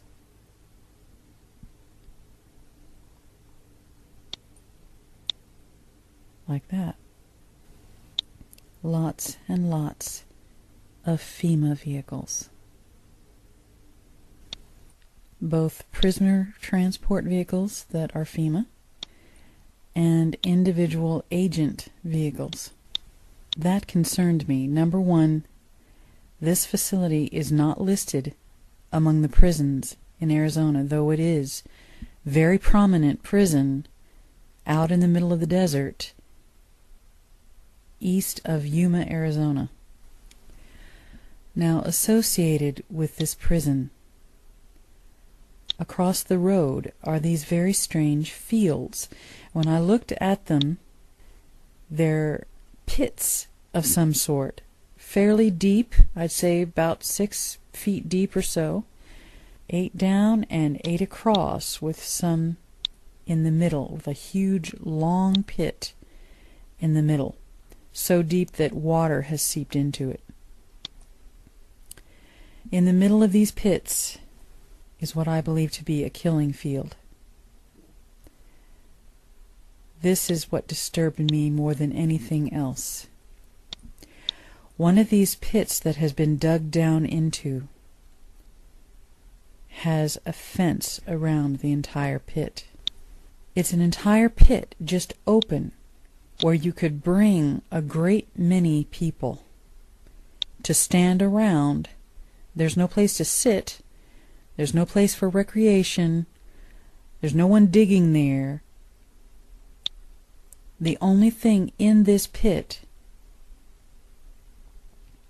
besides one lamp giving light to only this area of the pit, is this structure.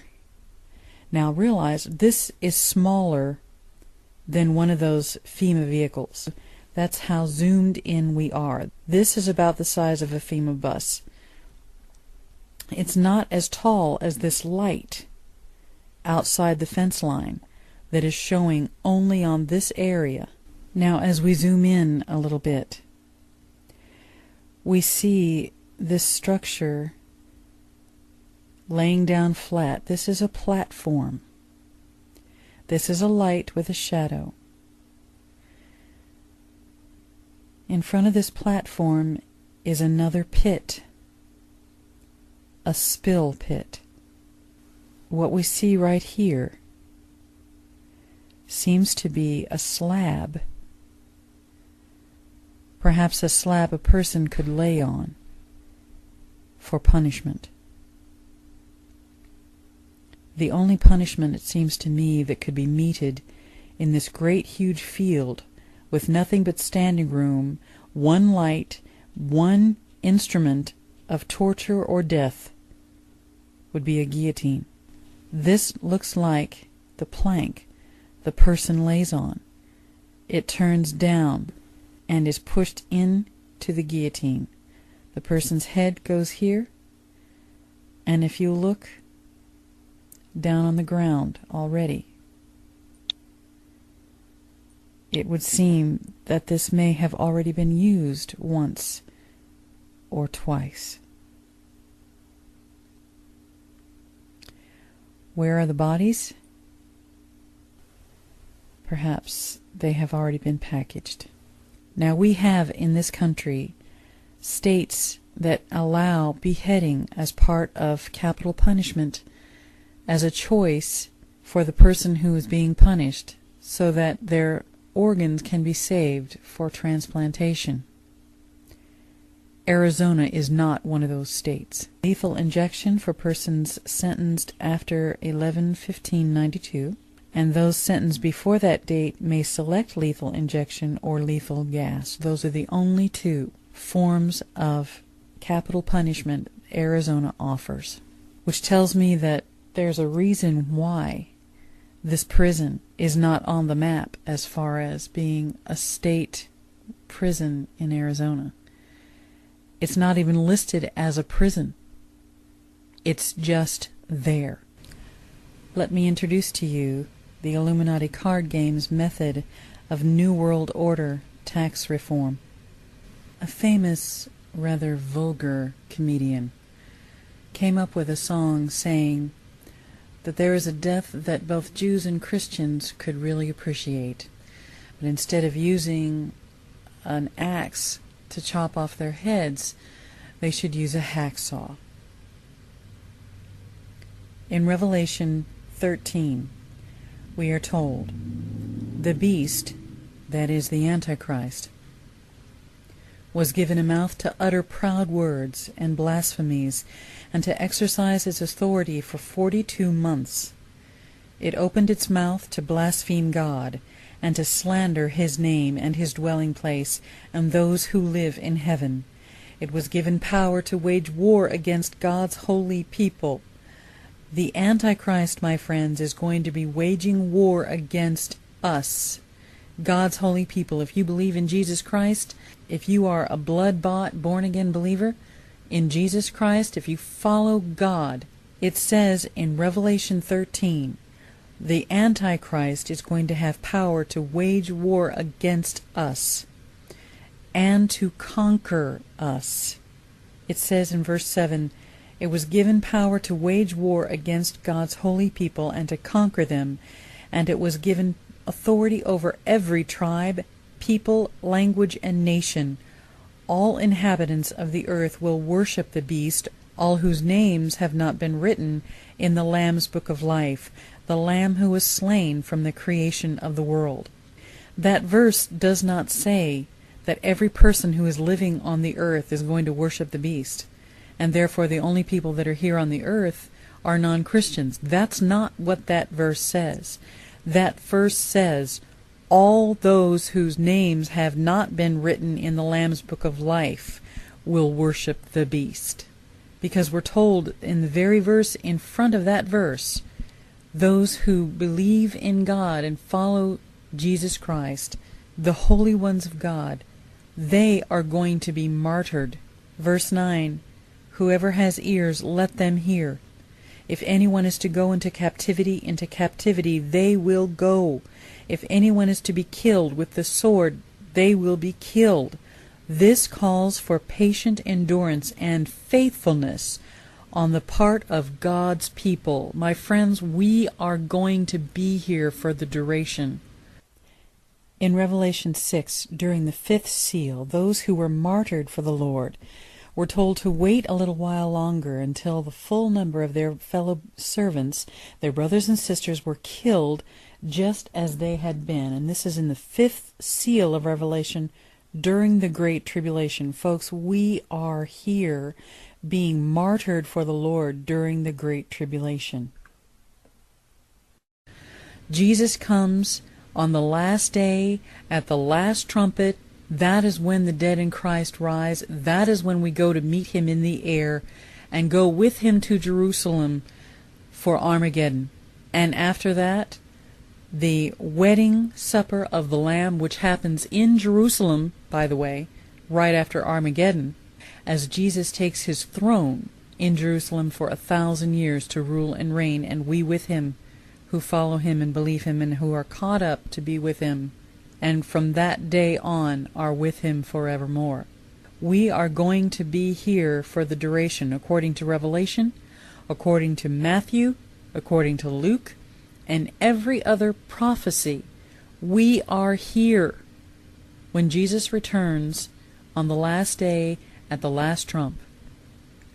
We are here when the Antichrist is warring against God's people. We are God's people. We will be warred against. Even as God's wrath is coming down upon them, their wrath will be coming down upon us. They will be conquering us. But praise be to God, we are greater than conquerors in him, because greater is he that is in us than he that is in the world. This is Rev. Michelle Hopkins. Thank you for watching, and God bless you.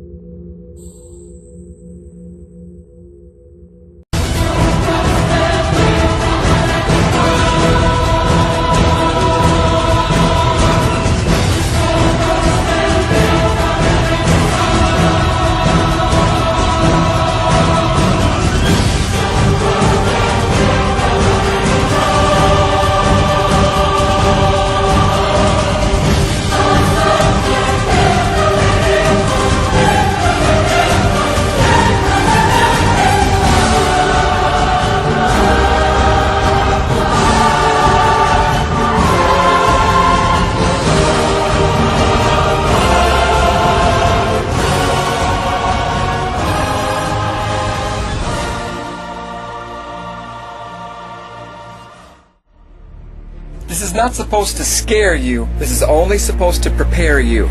For those of us who have been watching and studying the Word of God, we know about the prophecy that says that the Christian saints will be beheaded for their faith in the last days. During the tribulation hour, many will fall away from the faith because of fear.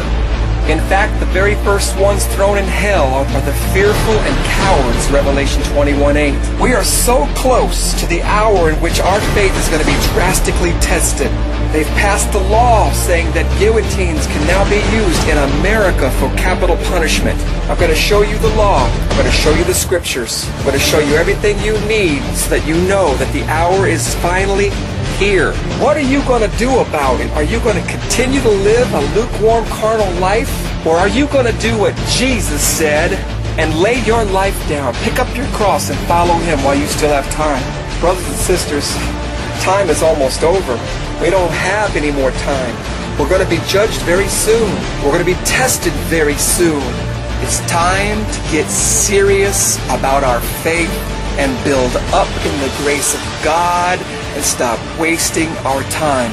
Pray for courage, endurance, strength, strong faith, and increased love for the name of Jesus. That way you'll have everything you need to endure the time and the testing that's coming upon us.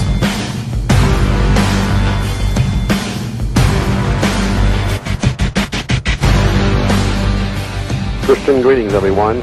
This is Nicholas from Presence of God Ministry welcoming you to this week's Truth Provided broadcast. The website is www.remnantofgod.org.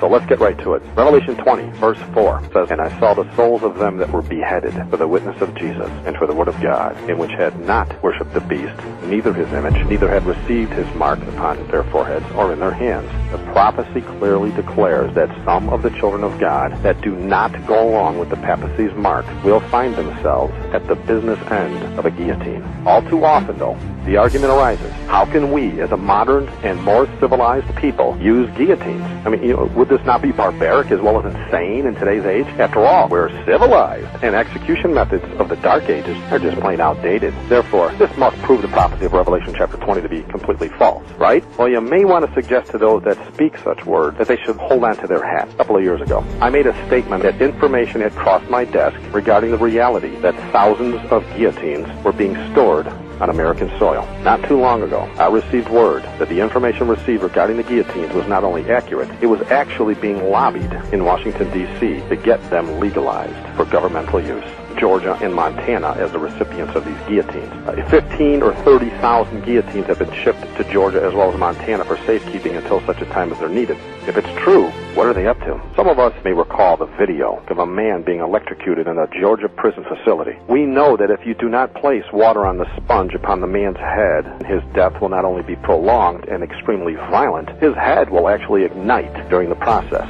Fact is, many are aware, state executions are never videotaped as well. However, some tape appears of a man being electrocuted in Georgia, and it somehow surfaces in the general public. They did not place water as a necessary conductor in that sponge, because the video did in fact show the man's head igniting after he bounced around for quite some time in that chair. To think someone would actually put someone through such a torture act so as to just get the law lobbied? Why do you suppose a video would surface of an execution when videos are never made at executions, from what I understand, and most certainly never released to the public if they were made? And why do you suppose they somehow forgot to place water on their sponge? Well, the answer is plain. The video was released so the American public can see it and complain about the inhumane methods used, thereby giving the government officials a springboard to start lobbying process for guillotines. The governing officials in Georgia were shouting it was inhumane to kill people like this.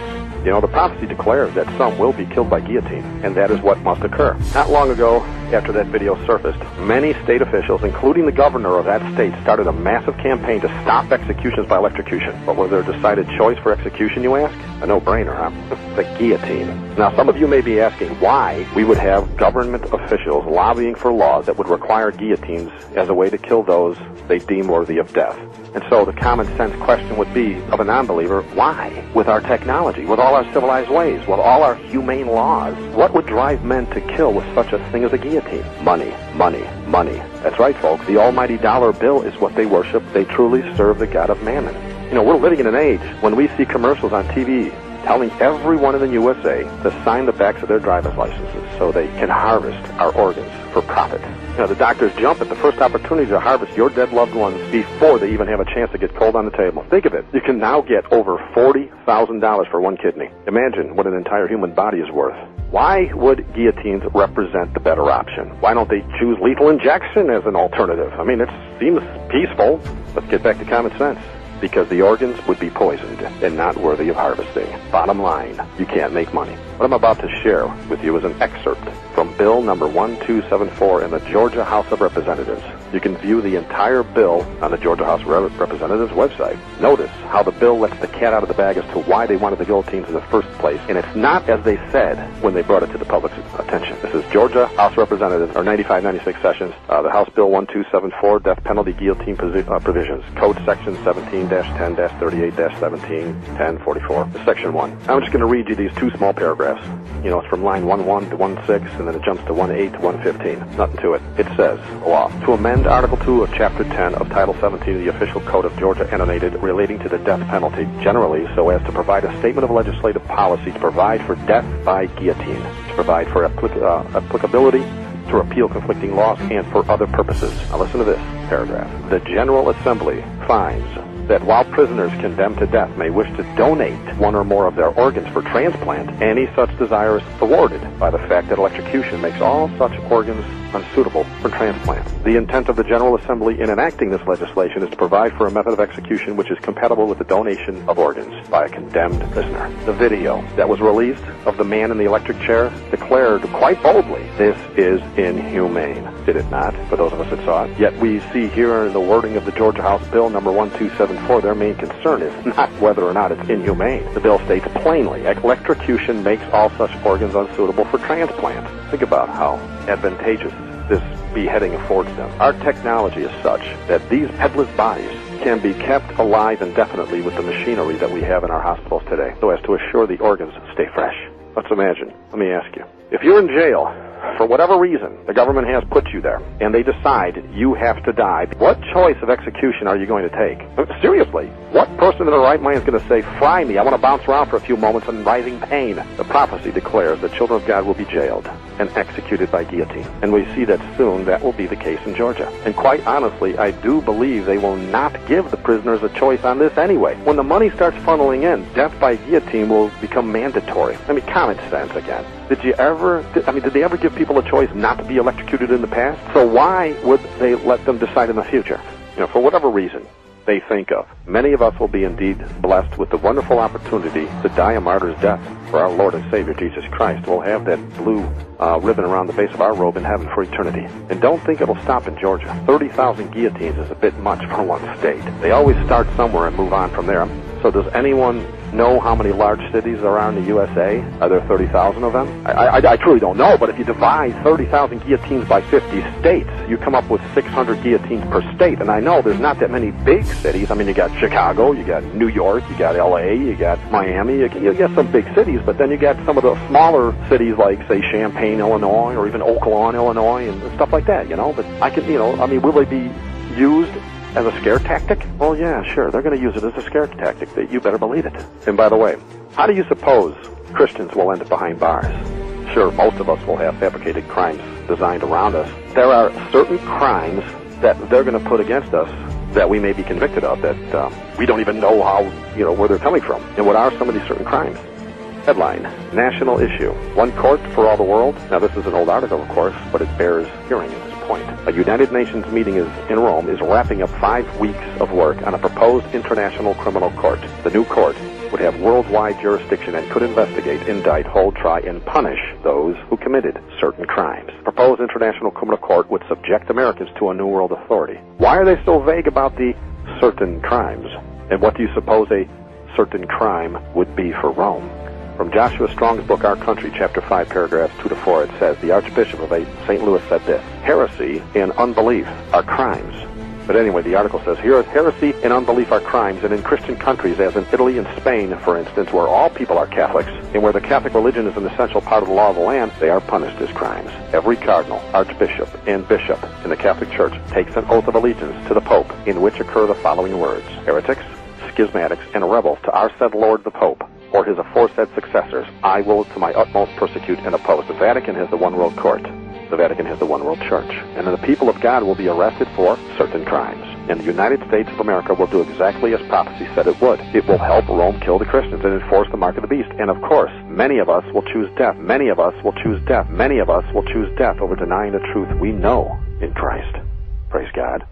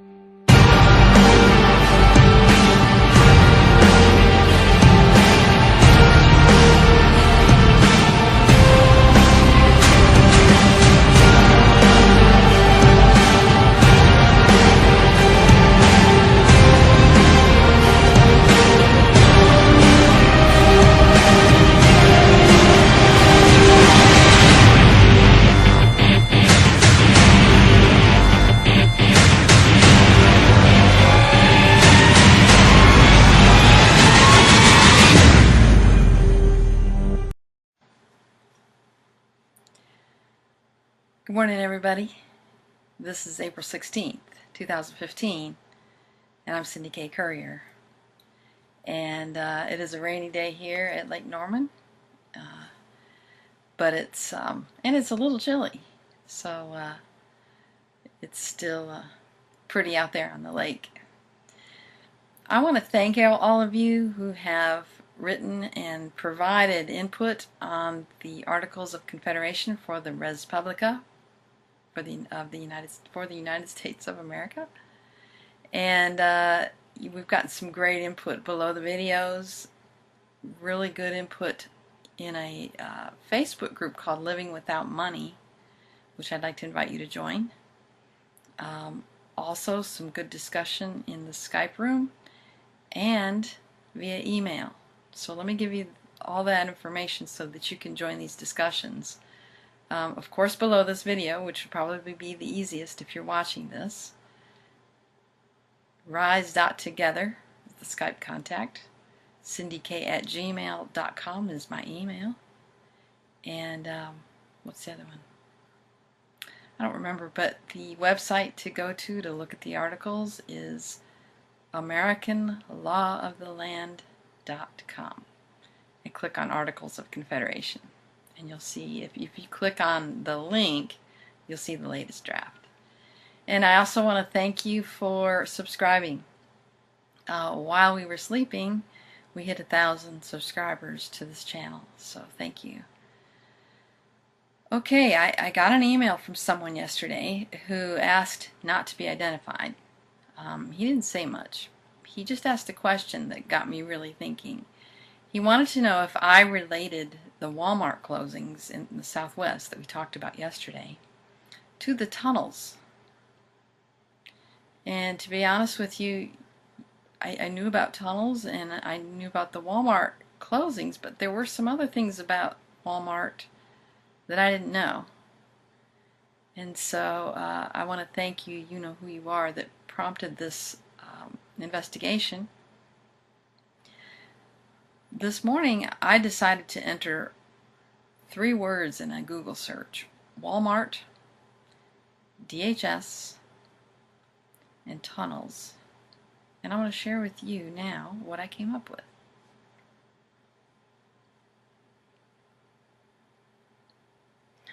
Let me put my glasses on. This, as you can see at the top of this page, says this page is an outdated user-generated website brought to you by an archive. It was mirrored from GeoSites at the end of October 2009.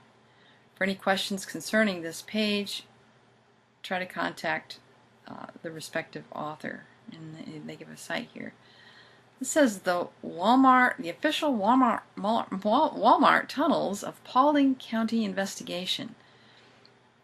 In order to further protect the homeland and ensure the safety of its citizens in case of nuclear, biological, or chemical attack, a joint venture of the NSA, DOD, MIB, DHS, CICs, DFCS, and BK has been created in order to create an expansive tunnel system throughout the South. These tunnels will also serve as conduits for national defense to rapidly move troops, supplies, and armor throughout the nation between strategic topographical locations. A map of the believed military and government installations affected and connected by this tunnel system, Paulding County, Georgia, is said to be the central location of the project. Yorkville, Georgia, is to be a terminus of sorts for the hubs in Anniston, Alabama, Raleigh, Durham, North Carolina, Greenville, Spartanburg, South Carolina, Macon, Georgia, Outlook Mountain, Tennessee, Lockheed Martin in Marietta, Georgia. Walmart's involvement in the project has not yet been officially commented on, but it is generally perceived that Walmarts in these areas are staging areas for the tunnel project. It is to be noted that this project is under a great deal of scrutiny by those who live near the ongoing construction project. Analysts do not believe the project will be available for public use and will not be publicly acknowledged. Rumors of usage by NASA for its installation in Huntsville, Alabama have been found to be true. Okay, you sleuths out there. You know, we've been saying that we, to do our due diligence. Those who live in these areas, we've been encouraging you to take your cameras, take pictures, pay attention to what's going on at Walmart. What a better way to access tunnels than through what would look like plumbing. And if you do some searches on this, you'll see that people are posting information that no permits have been accessed or applied for by Walmart to do that kind of work. So, none of us really think there's plumbing stuff going on. What is going on? It looks like tunnel stuff, actually. So, that's pretty interesting. So, that gives us another direction to look, doesn't it? As you know, I usually, I don't want to go off cocked on things. That was a 2009 post. Who did it come from? Not sure. I didn't write to Geosites to find out. But what I did do was pay closer attention to another post that was made yesterday. In 2010, this came out, and someone posted in one of the groups yesterday from NBCnews.com, Homeland Security taps new partner in terror fight, Walmart. By month's end, 588 stores will participate in See Something, Say Something campaign. The U.S. Department of Homeland Security has enlisted a new partner in its fight against terrorism, Walmart. Let's just see what this video says. Hi, I'm Janet Napolitano, Secretary of the Department of Homeland Security. Homeland Security begins with hometown security. That's why I'm pleased that Walmart is helping to make our communities more safe and secure. If you see something suspicious in the parking lot or in the store, say something immediately. Report suspicious activity to your local police or sheriff. If you need help, ask a Walmart manager for assistance. Thank you for doing your part to help keep our hometowns safe.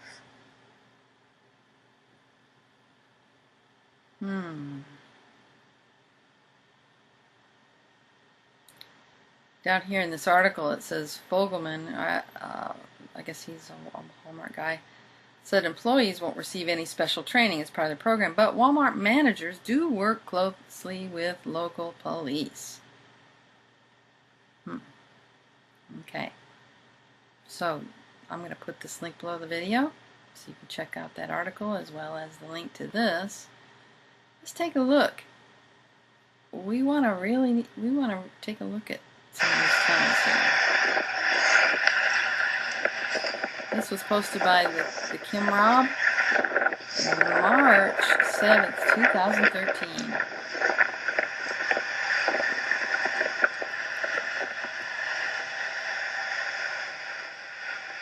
Goes all the way to Washington, D.C., huh? Goes all the way to Washington, D.C. Yeah, you Homeland Security? Yeah. How far have you taken this down to, how far have you actually ran a load?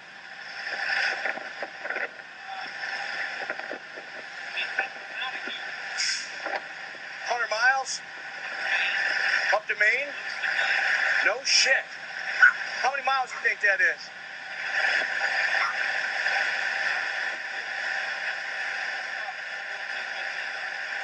Man, that's unbelievable. Not to mention, I heard there's one that goes all the way to Colorado, right? Unbelievable. What do you think you're hauling? Any idea? Crap. Yeah, okay. Yeah. Crap makes all kinds of stuff. Yeah. You don't really know. Yeah. I know there's been a lot of military stuff being hauled around lately, that's for sure, huh? Yeah. We deliver to military. Gotcha. Gotcha. Yeah. Yeah, yeah. Well, I appreciate it. I heard there's water supply, food supply, everything's in there. Yeah, unbelievable. You don't get no cell phone for sure. No. Peace, brother.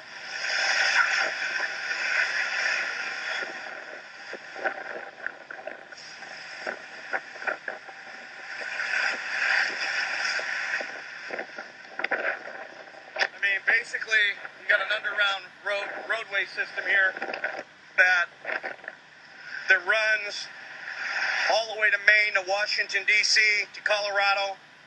It's fully stocked. It runs completely underground. And you can see they've been hauling tons of military equipment. You know, they're stocking all these bases. Now, the other thing is the railroad system here is also very strategic. They're bringing in boxcar loads, and they're dump shipping here, and they can really deliver to all these locations, which these locations go all the way to Area 51. These locations go all the way to Washington, D.C. There's access underneath the White House to this location. Okay? So this... Okay, it's hard to hear him because he's got a lot of wind, but I'm going to post this beneath the video so you can watch the whole thing. Thank you, Kim Rob, for this post. Let's take a look at it. A post by this person, JRAE50021.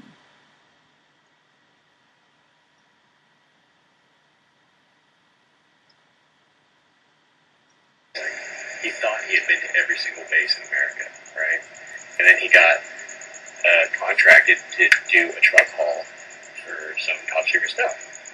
So it was a load where he wasn't even allowed to look inside the load or anything. Like, he had to go, drop his truck off.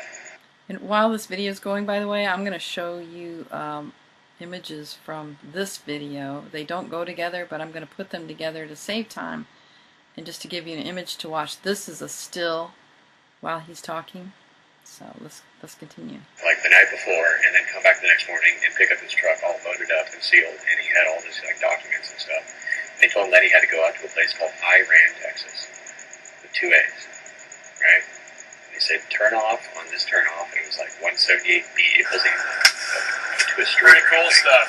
So he was driving, he got to the turn off, he turned off, and it was just a dirt road going in the desert. So he goes putting down the desert thing. He gets to like a shack, and there's like a shanty town around, and there's those big old like oil things. Oil pump things, yeah, but they aren't pumping or nothing. And he just says he's seen a Jeep. Like a military Jeep and one guard inside the shack. And it's like mess. So he goes up, and the guard tells him to stay in your truck, let's see your paperwork, all this stuff. He says, alright, I want you to pull your truck over there, stay inside the cabin. Like, I'm gonna hold on to these papers. Calls, he says that these 2 Hummers come up around the sand dune, and they pull over, and they pull into this blind spot, and then like a master chief comes over, tells him to switch his radio over to a certain channel and to follow the Hummers, and he gives him back his bill of lading, like his slip. He's like, you're gonna need this when you get to the dock. So he's following the Hummers, and he's going up this hill, right? And he says he's driving this big rig. He's been driving big rig for 15 years at the time. Driving this big rig, going up the hill, and he sees the top of the hill, and then all of a sudden he's going down. He doesn't realize that he just, like, entered something. And the voice comes over the radio, and it tells him to turn on his headlights. So he turns on his headlights, and he said he drove about 3 miles down, doing hatchbacks down into the ground. He said there was an entire underground city in the middle of the desert. And they took him to a dock and had him wait in a room, and he had to give him that last paper, and they took all the stuff off his truck, and then they had him escorted back out. He said, Mike, I have never in my life seen anything that extravagant. It was literally a city. There was laundromats, there was everything you could think of down there. But I couldn't see much of it because I couldn't leave the loading dock area. Was there people there? Yeah. Thousands. Thousands of people. He said this was really? literally a city, yeah. He said just military personnel everywhere. And we're talking, he said, there were buildings in there that were 7 stories tall underneath the ground. Wow. Hey, that's upsetting.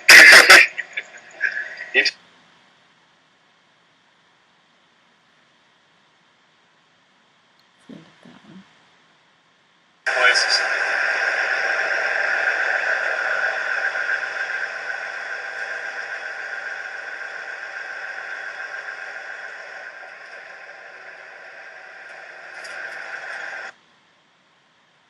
Okay.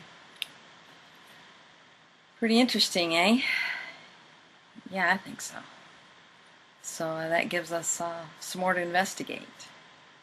And we'll be back with more a little bit later, perhaps. But that's all for now. Thank you for listening. Take care.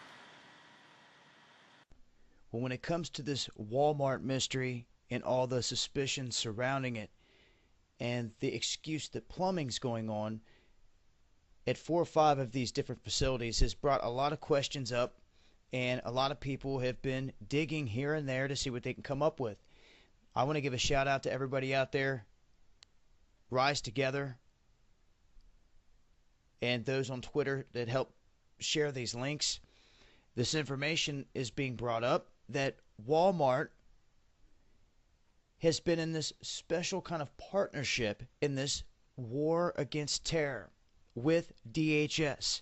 All the proof is right here. This is from 2010. They even put out a video clip, which I'll share at the very end, which they were going to play in Walmarts in every aisle. And it's on their official channel here. Okay? And they say that if you see anything suspicious at Walmart in the parking lot, report it to the police or your Walmart manager. This will help to identify and report indicators of terrorism, crime, and threats to law enforcement. Now, in this information, in digging, we come to find out that there has been projects in different areas, not specifically tied to the exact Walmarts that have closed down at the moment, but they could very well be going through a process connecting them to an underground network. And this is a very real situation. This was brought up years and years ago, over a decade ago, when in Georgia they were getting the funding and passing this Homeland Security in order to secure the safety of citizens in case of a nuclear, biological, chemical, or other attack. This was a joint venture by the NSA, DOD, DHS. You can see them all listed here. And these tunnels were to serve as conduits from specific places to rapidly move supplies or whatever they need between these locations.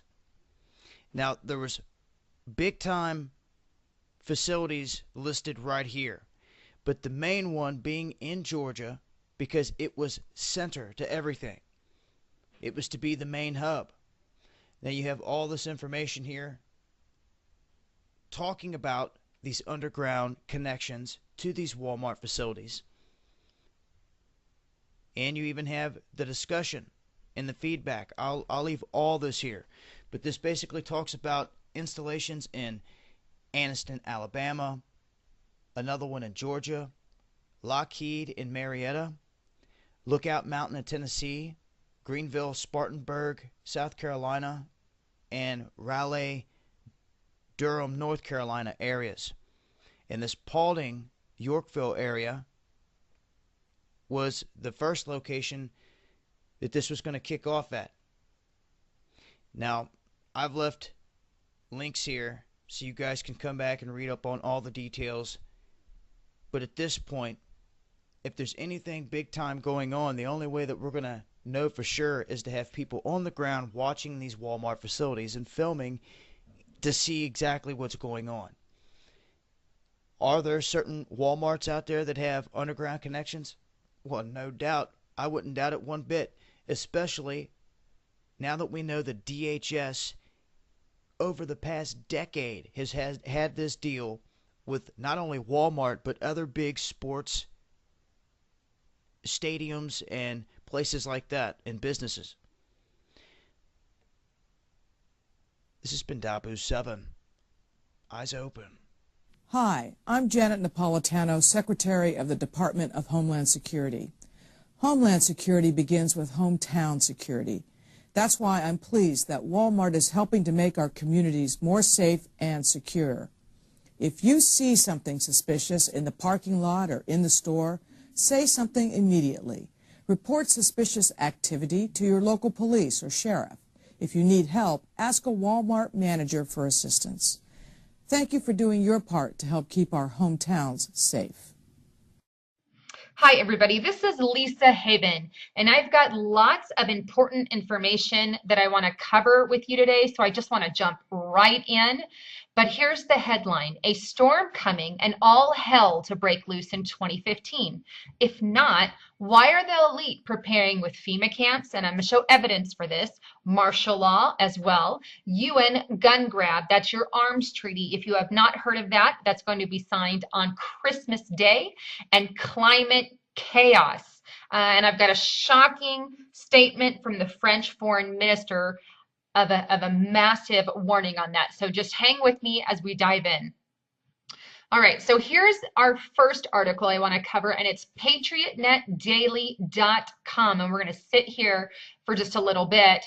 But the calm before the storm, all hell will break loose 2015, FEMA and DHS, and this is by John P&D. But let's just dive right into this thing. Something big is about to happen. So many say that they can feel it in their bones. Now, I will be the first one to admit that I feel it in my bones as well, and many viewers out there have stated a similar thing. Could it be in 2015? I don't know. I'm not trying to prophesy or predict anything. What I want to do as a news reporter is just say, hey, I know something's coming soon in the future at some time, and I'm going to give you all the evidence and let you decide. But with that in mind, let's go ahead and enter into this post. But FEMA and DHS. All right. A migration to underground hideouts began 2 years ago in earnest for members of the Alphabet Soup Agency retirees.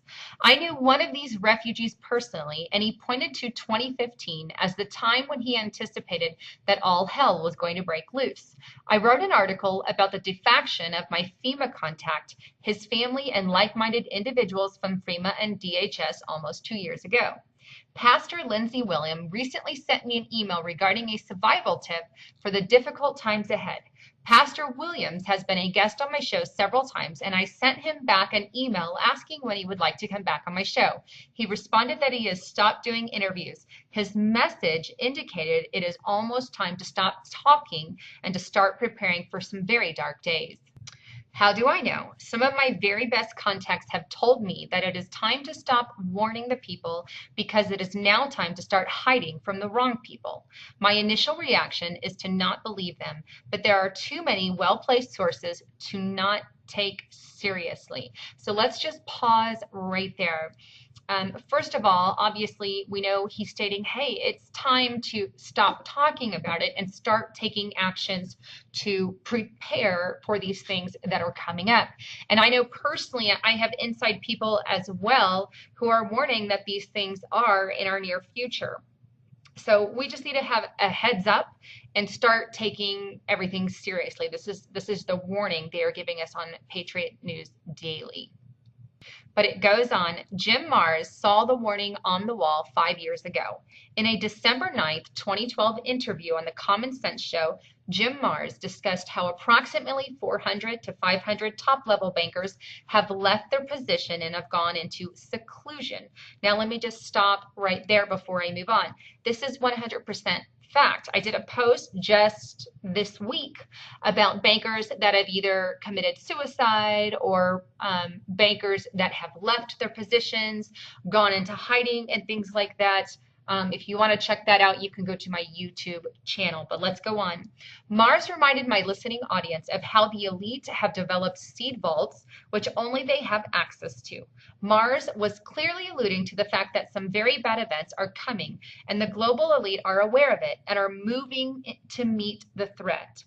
I have firsthand knowledge of 4 ex-Fed officers and their families who have relocated to safety enclaves when doing so was very disruptive to their respective family lives.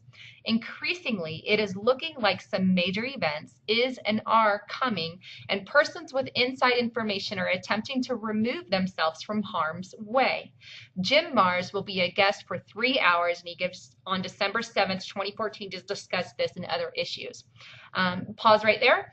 I highly encourage you guys to check that out. They've got some good information.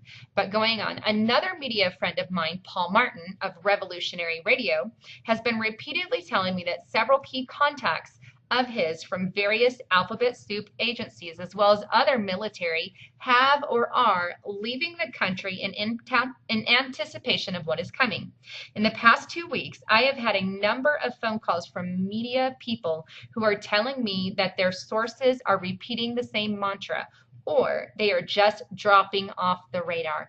Get ready for 2015. Now, like I also stated in an earlier post, there has been an increase in emergency alert tests across the nation, either doing media blackout tests or alert system tests on the television. We had, I don't remember the channel, but there was a channel that had an emergency alert. Here, let me take you to that. Here we are. And I'll leave a link for this as well, but this was an emergency alert notification that flashed across people's screens. And this was back October 24th, 2014, so just a couple months ago, not that long. But it said, this is an emergency action notification. All broadcast stations and cable systems shall transmit, this emergency notification message. The station has been interrupted by its regular programming at the request of the White House to participate in the emergency alert system. It goes on to say, I just forwarded it a little bit, during this emergency, most stations will remain on air, providing news and information to the public in assigned areas. This is AGST-GAO2. We will continue to serve the UVerse area. If you are not in the local area, you should tune to stations providing news and information for your local area.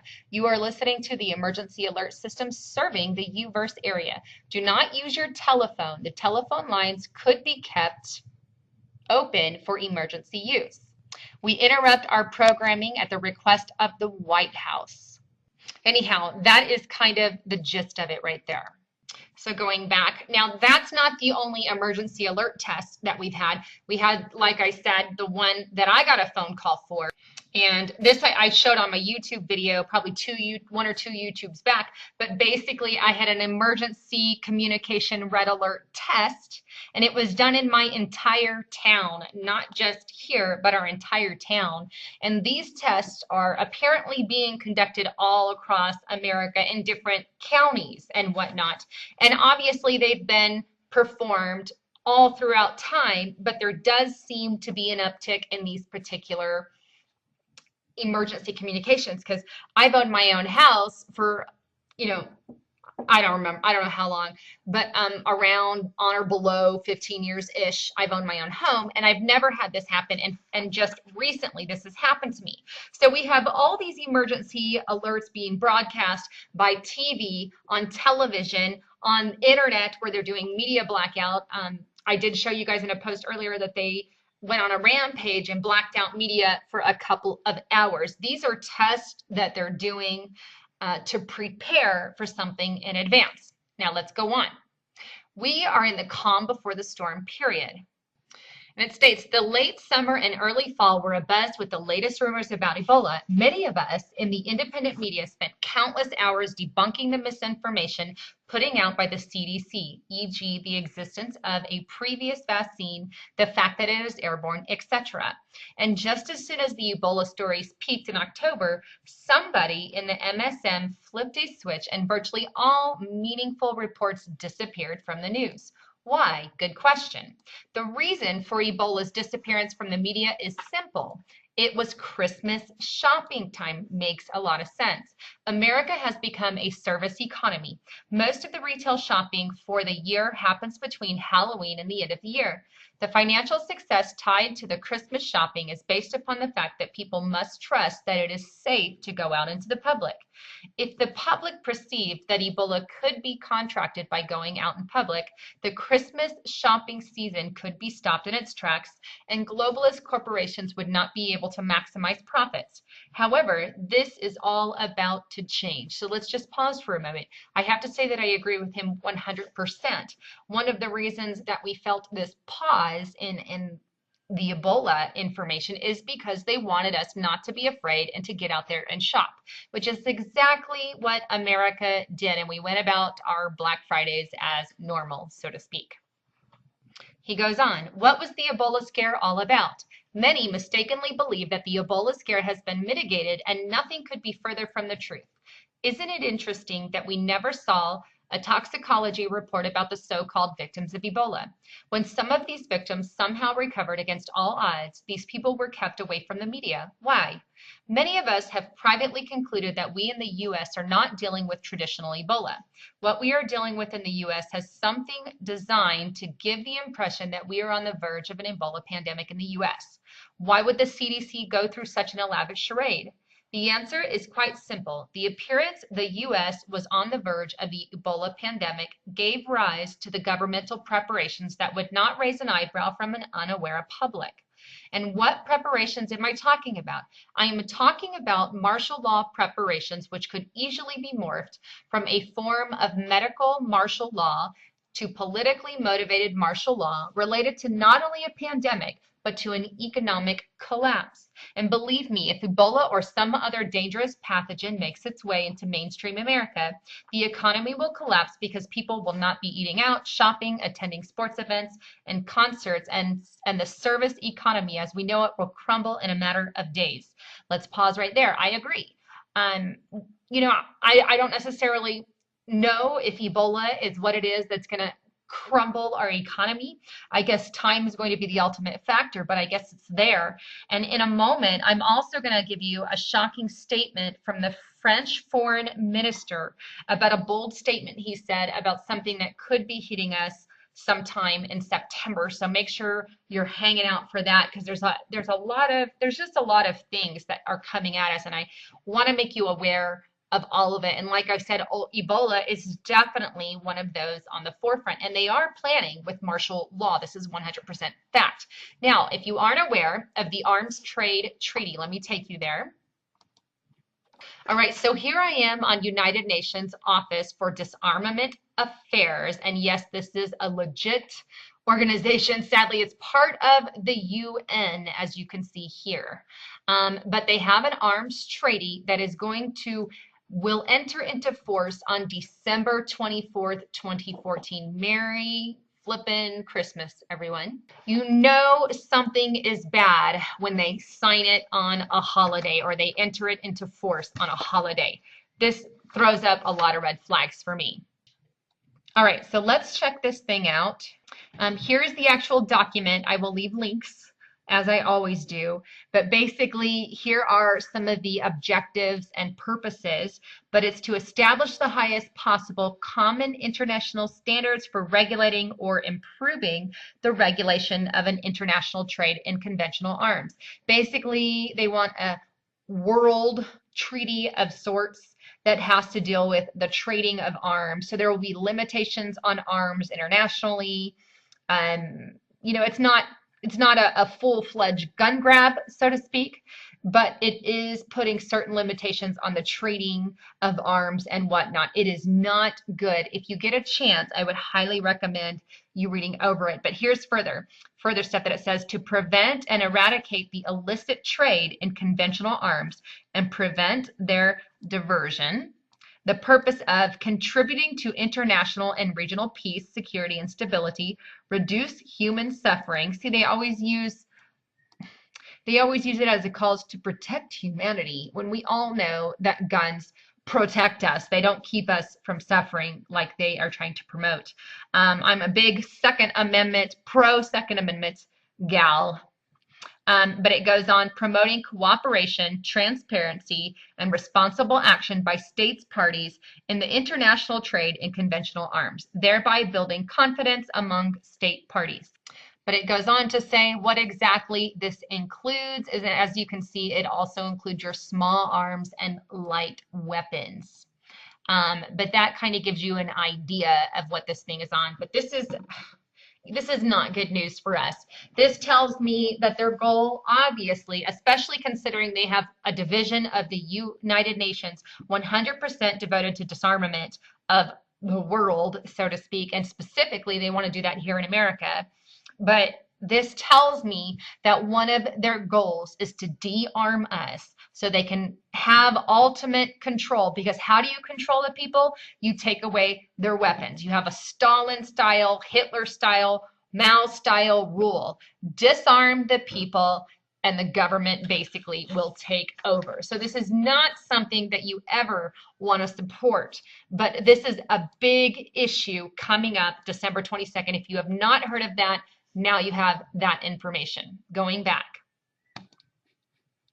All right, so here we are back at the Patriot News Daily, and he goes on, martial law preparations arising out of Ebola scare. I just showed you that they do plan on having that arms trade treaty come across real soon. And like I said, it's going to put some limitations on our guns, and be aware stuff is coming down.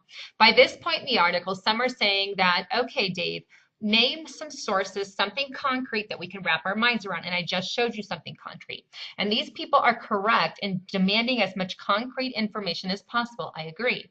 There is a point in the article where logic and common sense outweigh doubt and cognitive dissonance. Judge a man by his actions, not by his word. Forget everything you think you know and learn about Ebola scare of this past summer and fall. Simply consider the actions and implications of the following event. Now I'm going to show you another document in a moment. But here he says, the U.S. has detailed procedures to deal with a pandemic outbreak, and it carries the force of law. Under Section 361 of the Public Health Act, 42 U.S. Code and 264, the U.S. Secretary of Health and Human Services is authorized to take measures to prevent the entry and spread of communicable disease from foreign countries in the U.S. and between states. The authority for carrying out these functions on a daily basis has been delegated to the Centers for the CDC control. The CDC utilizes two basic strategies when trying to contain a public outbreak of something as deadly as Ebola, and they are these two things: isolation and quarantine. All right, here we are at the actual code, 42 U.S. Code 264, regulations to control communicable diseases. If you want to pause and read this, you can, but it verifies all of what he just spoke about. I'm not going to get into it, but I'll leave you a link. Back to the post. So he goes on, Paul Watson opened a lot of eyes with the following statement. The source, an office clerk within the LADHS, said that during a policy meeting on the morning of June 18th of last month, his supervisor announced that the LA County Department of Health Services has struck a deal with the government to open up low-cost housing facilities for homeless people, otherwise known as FEMA camps. The source said that his superior ordered staff not to use the term FEMA camps. One look at who is behind this program should raise eyebrows of every person, as it is being ministered by the Department of Health Services. And here is the quote. In an effort to respond to the high need for recuperative care services, Housing for Health will open a 38-bed recuperative care site in South LA this summer. The goal of recuperative care is to provide short-term housing with health oversight of homeless DHS patients who are recovering from acute illnesses or injury or of conditions that would be exacerbated by living on the street or in shelters. The site was renovated to serve patients with mobility impairments and provides wheelchair accessible communities, space indoors, and in an open air courtyard. The site will be operated by LAMP Community, a nonprofit agency with over 25 years of experience providing services to homeless individuals. Now, while this sounds absolutely fascinating and good, there is more to the story. Because remember, they are hiding it. It is bringing these homeless people to FEMA camps. And we don't know exactly what is going on there, but we know that they are bringing them to FEMA camps, and they are told not to call them FEMA camps, even though that is what they are. And he goes on, can't talk about FEMA camps. Where there is smoke, there is fire. A memo from Health and Human Services, as administered by the CDC, speaks about setting up isolation facilities.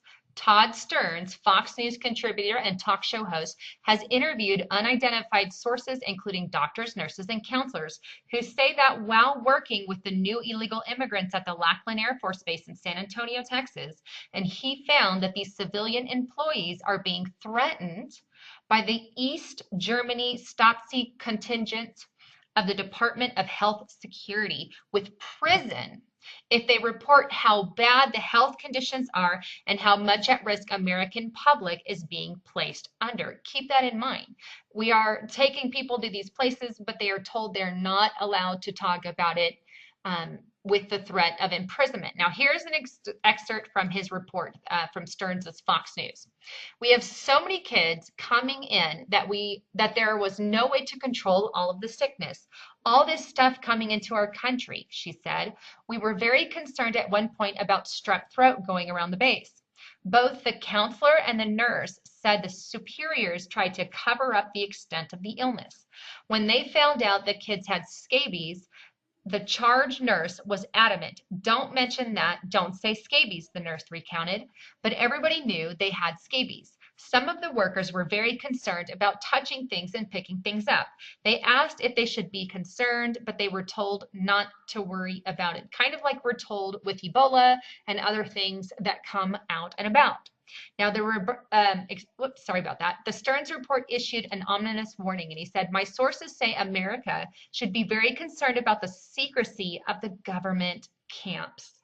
This is a huge warning. People constantly say that these things are not real, yet this is exactly where they are sending our homeless, where they are sending some of the immigrants, and some of the immigrants they're allowing loose into the country all over, so not all of them are being sent there, but some are. And we have sources for these things, and yet people still try to deny them. It doesn't make sense to me. But this is what it is. Now, at about the same time, InfoWars reported the same kind of observations in Houston, Texas, and later in Phoenix. Since May of 2014, the country has been besieged with reports, pictures, and videos of UN vehicles in our country. Fox 5 San Diego ran sightings of these vehicles have been widely reported beginning last spring, and this had led to some suspect that an occupation force is being mobilized. Let me pause right there. I also did a YouTube video on this not that long ago about the UN building up its army. They've got Russian soldiers, American soldiers, soldiers from Israel, soldiers from Saudi Arabia, soldiers from China, soldiers from India, soldiers from France, Italy, all across the country. The UN has a world army, so to speak. And anything with a world army throws up, again, red flags for me. This is the formation of your new world order. And things are going to go down and soon. And to know that they're building up and they've got stations, this is something we need to watch out for, because this isn't global world peace leadership kind of stuff. This is a takeover of our sovereignty and our rights. A report on Sunday morning, July 6th, in the early morning hours, which detailed sightings of UN vehicles being transported north of San Diego and I-15, headed towards Riverside. The story said that the vehicles were manufactured in the U.S. and were being transported for shipment overseas. Really? Does this explain why these vehicles are being transported in several southern states? Does the manufacturer have an automotive plant in Georgia, California, Texas, and etc.? Why didn't you see these reports in Detroit? The Fox 5 website contains neither a video or a written report of the story. I suspect the story was a trial balloon used to gauge the believability in response to the story without leaving behind much in the way of evidence. I agree. In every case, the vehicles are being transported and not being individually driven. This clearly suggests the pre-positioning of military assets for future use. The UN is preparing to seize American guns and have hired personnel to do so. And like I just showed you, the UN arms arms treaty and the disarmament. This is exactly what they are preparing to do. Now, the arms treaty could lead to something like that. I don't know if it could or couldn't, but it's obviously in the works, and they are doing it, and I did prove that to you. Let's go on. In October 2014, I discovered evidence of Human Health Service medical quarantine camps. Here's a picture of one. However, none of these camps held any medical personnel, medical organizations, or any evidence of treatment facilities.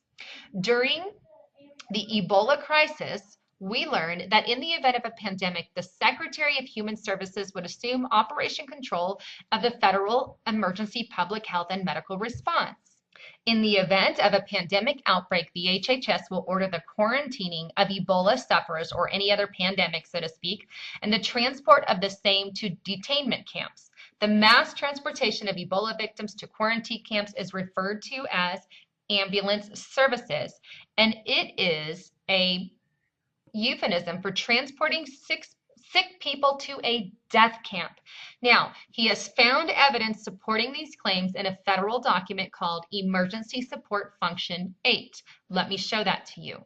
All right, here we are on FEMA.gov. I will leave a link to this, but Emergency Support Function 8, Public Health and Medical Service Annex, and it has all the information in here. I highly recommend you guys go through this on your own. I don't want to keep you for too much time, but there's lots of information on this. And here's some of what he said.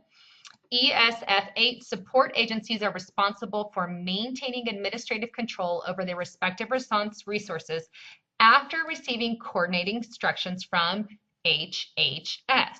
Now, here's a little further. It says that patient evacuation, ESF number 8, is responsible for transporting serious ill or seriously ill describes persons whose illness or injuries is of such severity that there is cause for concern, but there is not imminent danger to life, or injured patients and medical need populations from casualty collection points in the impacted area to designated reception facilities. In other words, to your FEMA camps. It goes on, ESF 8 may request the DOD, the VA, or the DHS, or FEMA via the National Ambulance Contract to provide support for evacuating seriously ill or injured patients. Support may include providing transportation assets, operating and staffing NDMS, federal coordination centers, and processing and tracking patient movements from collection points to their final destination receptive facilities, or again, your FEMA camps. Now, I'm all for if a virus breaks out, quarantining or, rounding up folks. I get it. Because obviously we don't want, others to catch it and for it to spread like wildfire. I get it. But the thing is, I'm trying to prove that these FEMA camps do exist. They are there and they are around, and they can use them for any reason. We have executive orders that name that they can use them for any reason under the sun. If they want to use them as a quarantine because of an outbreak, they can do that. If they want to use them because they round up patriot dissidents, so to speak, then they can do that. If they want to round up Christians or Catholics or whoever it is that they want to target, they are going to do that, or veterans in this case, whoever they want to do. Now, my question here is too, I don't see a particular medical personnel in this list, but I do see, as you can tell, that I think they have the Red Cross on staff, and they have people that they can seek or ask for medical help from, but according to this, they don't have any medical staff at those particular FEMA camps in general, and I'm going to get into that in a moment, but they can ask for additional help from certain, companies or organizations within the government. Anyhow, that said, let me go back. I do believe that what I also want to say is, in the event of an outbreak of say Ebola, for example, or any other pandemic, in the event that happens, I want a warning that something is going to happen, and I don't think we will necessarily get that from our government either. So just another thing to think about. Now, here's what's tricky. As you know, as you can see, those who are doing the transporting to these NDMS hospitals, so to speak, they're not really any hospital people helping with these. Now, they can enlist help, so to speak, but these things aren't really there. Let me show you who is there. Let's scroll down.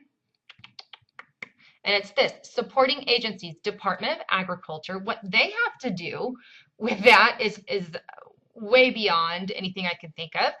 Department of Agriculture, Department of Commerce, Department of Defense, that'd be your rounding up, Department of Energy, National Nuclear Security Administration, Department of Homeland Security, that's just a continuation, Department of the Interior, Department of Justice, Department of Labor. Where is your medical staff? Just, Department of Transportation, Department of Veteran Affairs. Well, there are some, we have maybe some medical aids in your Veteran Affairs, possibly.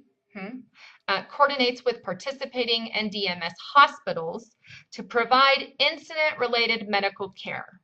Okay, and we know the kind of medical care they give there. Emergency Protection Agency, and then we have General Service Administration, U.S. Agency for International Development, U.S. Postal Service, and the American Red Cross, which is just your overall basic first aid, a little beyond that, or emergency stuff, so to speak. But I don't see no CDC anywhere listed on this, so to speak. But as part of the members or part of the functions now, they can enlist help from them, but they're not part of the immediate list. And if they are these quarantine centers, you would think that they would have them top of the list, but it just isn't there. And he goes to explain that in here as well. He says, according to the document, the DoD is the only recognized federal partner responsible for regulating and tracking patients transported on DoD asserts to appropriate treatment facilities or these hospitals. However, however, other agencies may assist with isolation and quarantine measures with point of distribution operations. And here is where he lists the participants, which I just showed you, all the way to the Red Cross. No healthcare personnel at the HHS FEMA detention camps. He says in the above list, which I just showed you on the document itself, of Ebola detention centers or any pandemic, I don't see the CDC or the National Institute of Health listed, nor do I see any legitimate medical organizations other than like the Red Cross, which does your basic stuff, or the VA.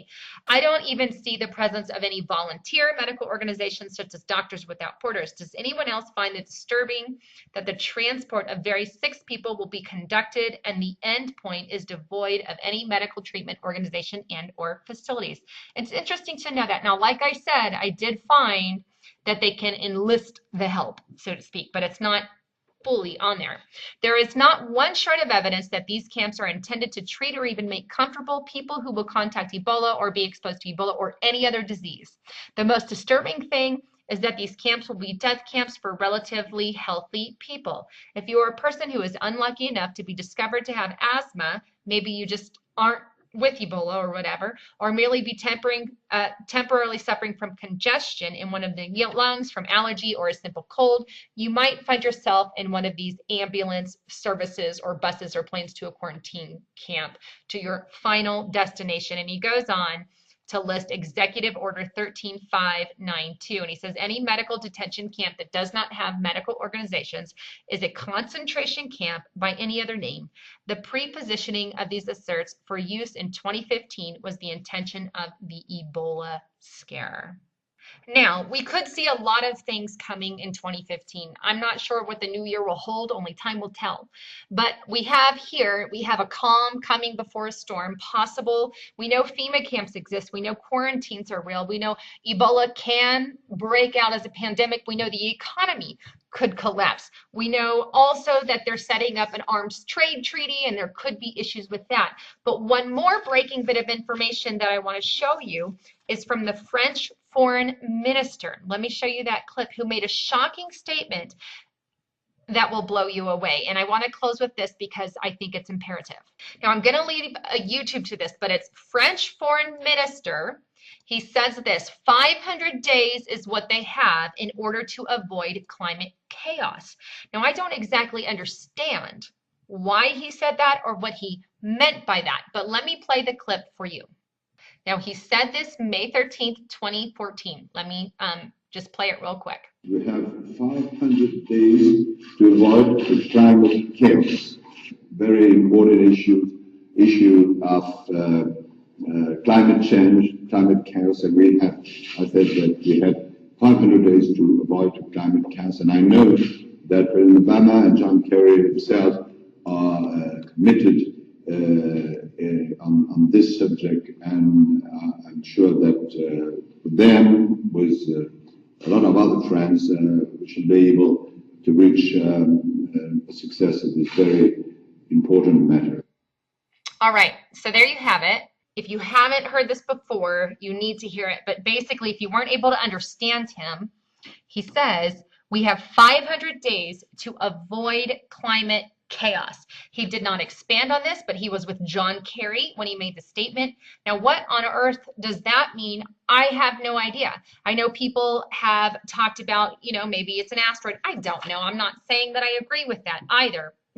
It's just one of the theories out there. I don't know what he means. Now, I do know that but I do know that from May 13th, 2014, when he made that shocking, strange statement, that 500 days from that would put us in September of 2015.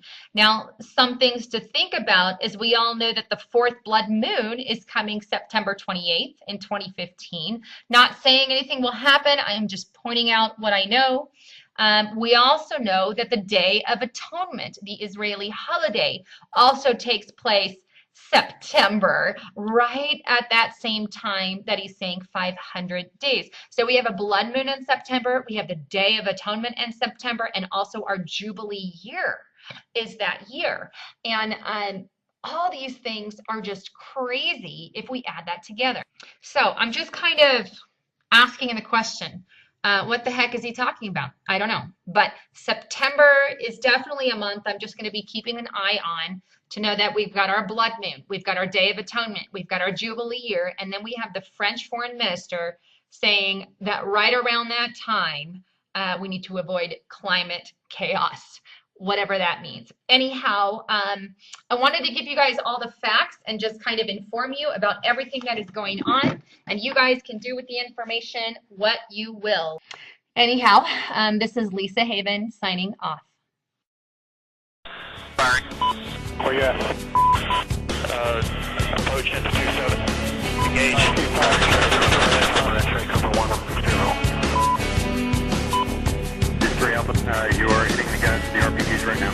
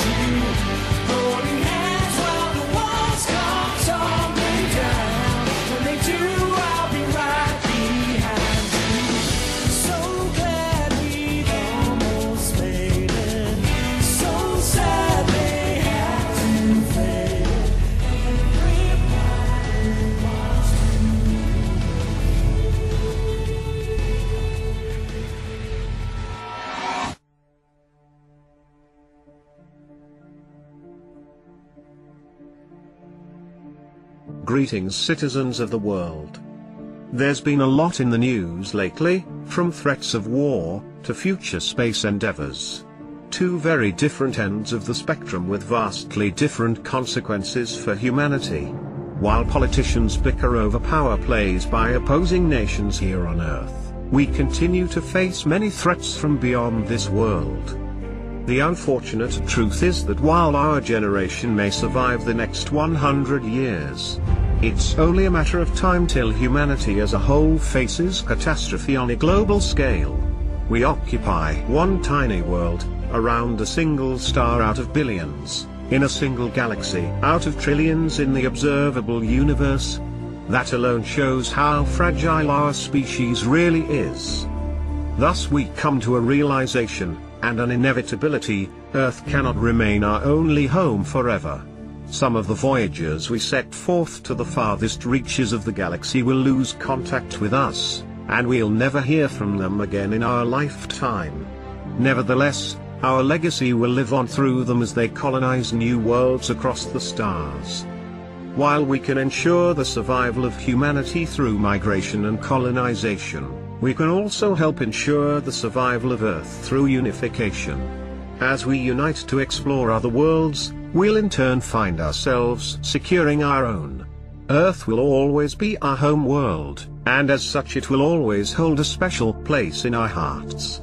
While we don't know what the future might hold, we do know one thing for certain: it will be much brighter with humanity united. If we continue on our current course, our mutual destruction is ensured. So some may ask why we continue to have wars and fight amongst ourselves. Humans are influenced by their cultures and many other factors growing up. From what their parents believed, to what school and religion teaches them. With that in mind, it's no wonder with over 270 religions, 196 countries, and with modern society being derived from thousands of different cultures, that people tend to bump heads on worldly views. Nonetheless, those differences are what makes humanity so unique.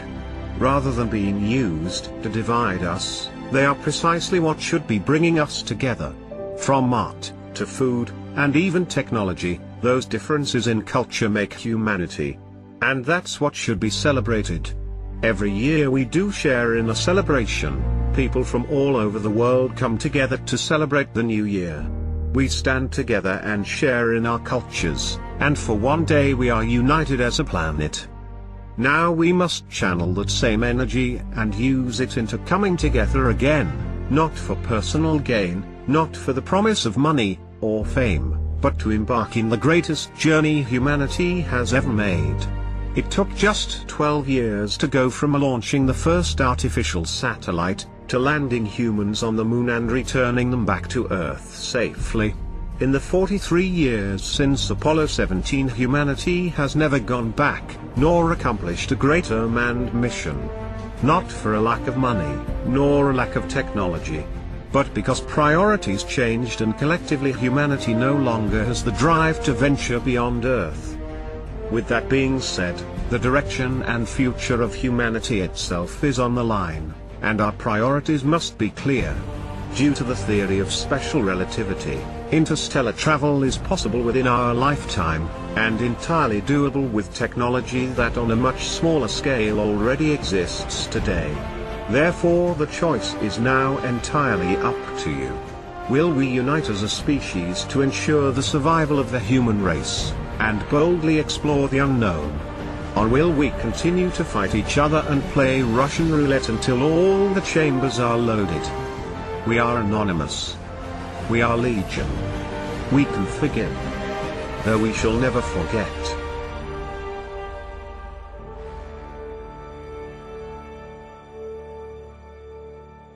Expect us. Said, man, it's all about life.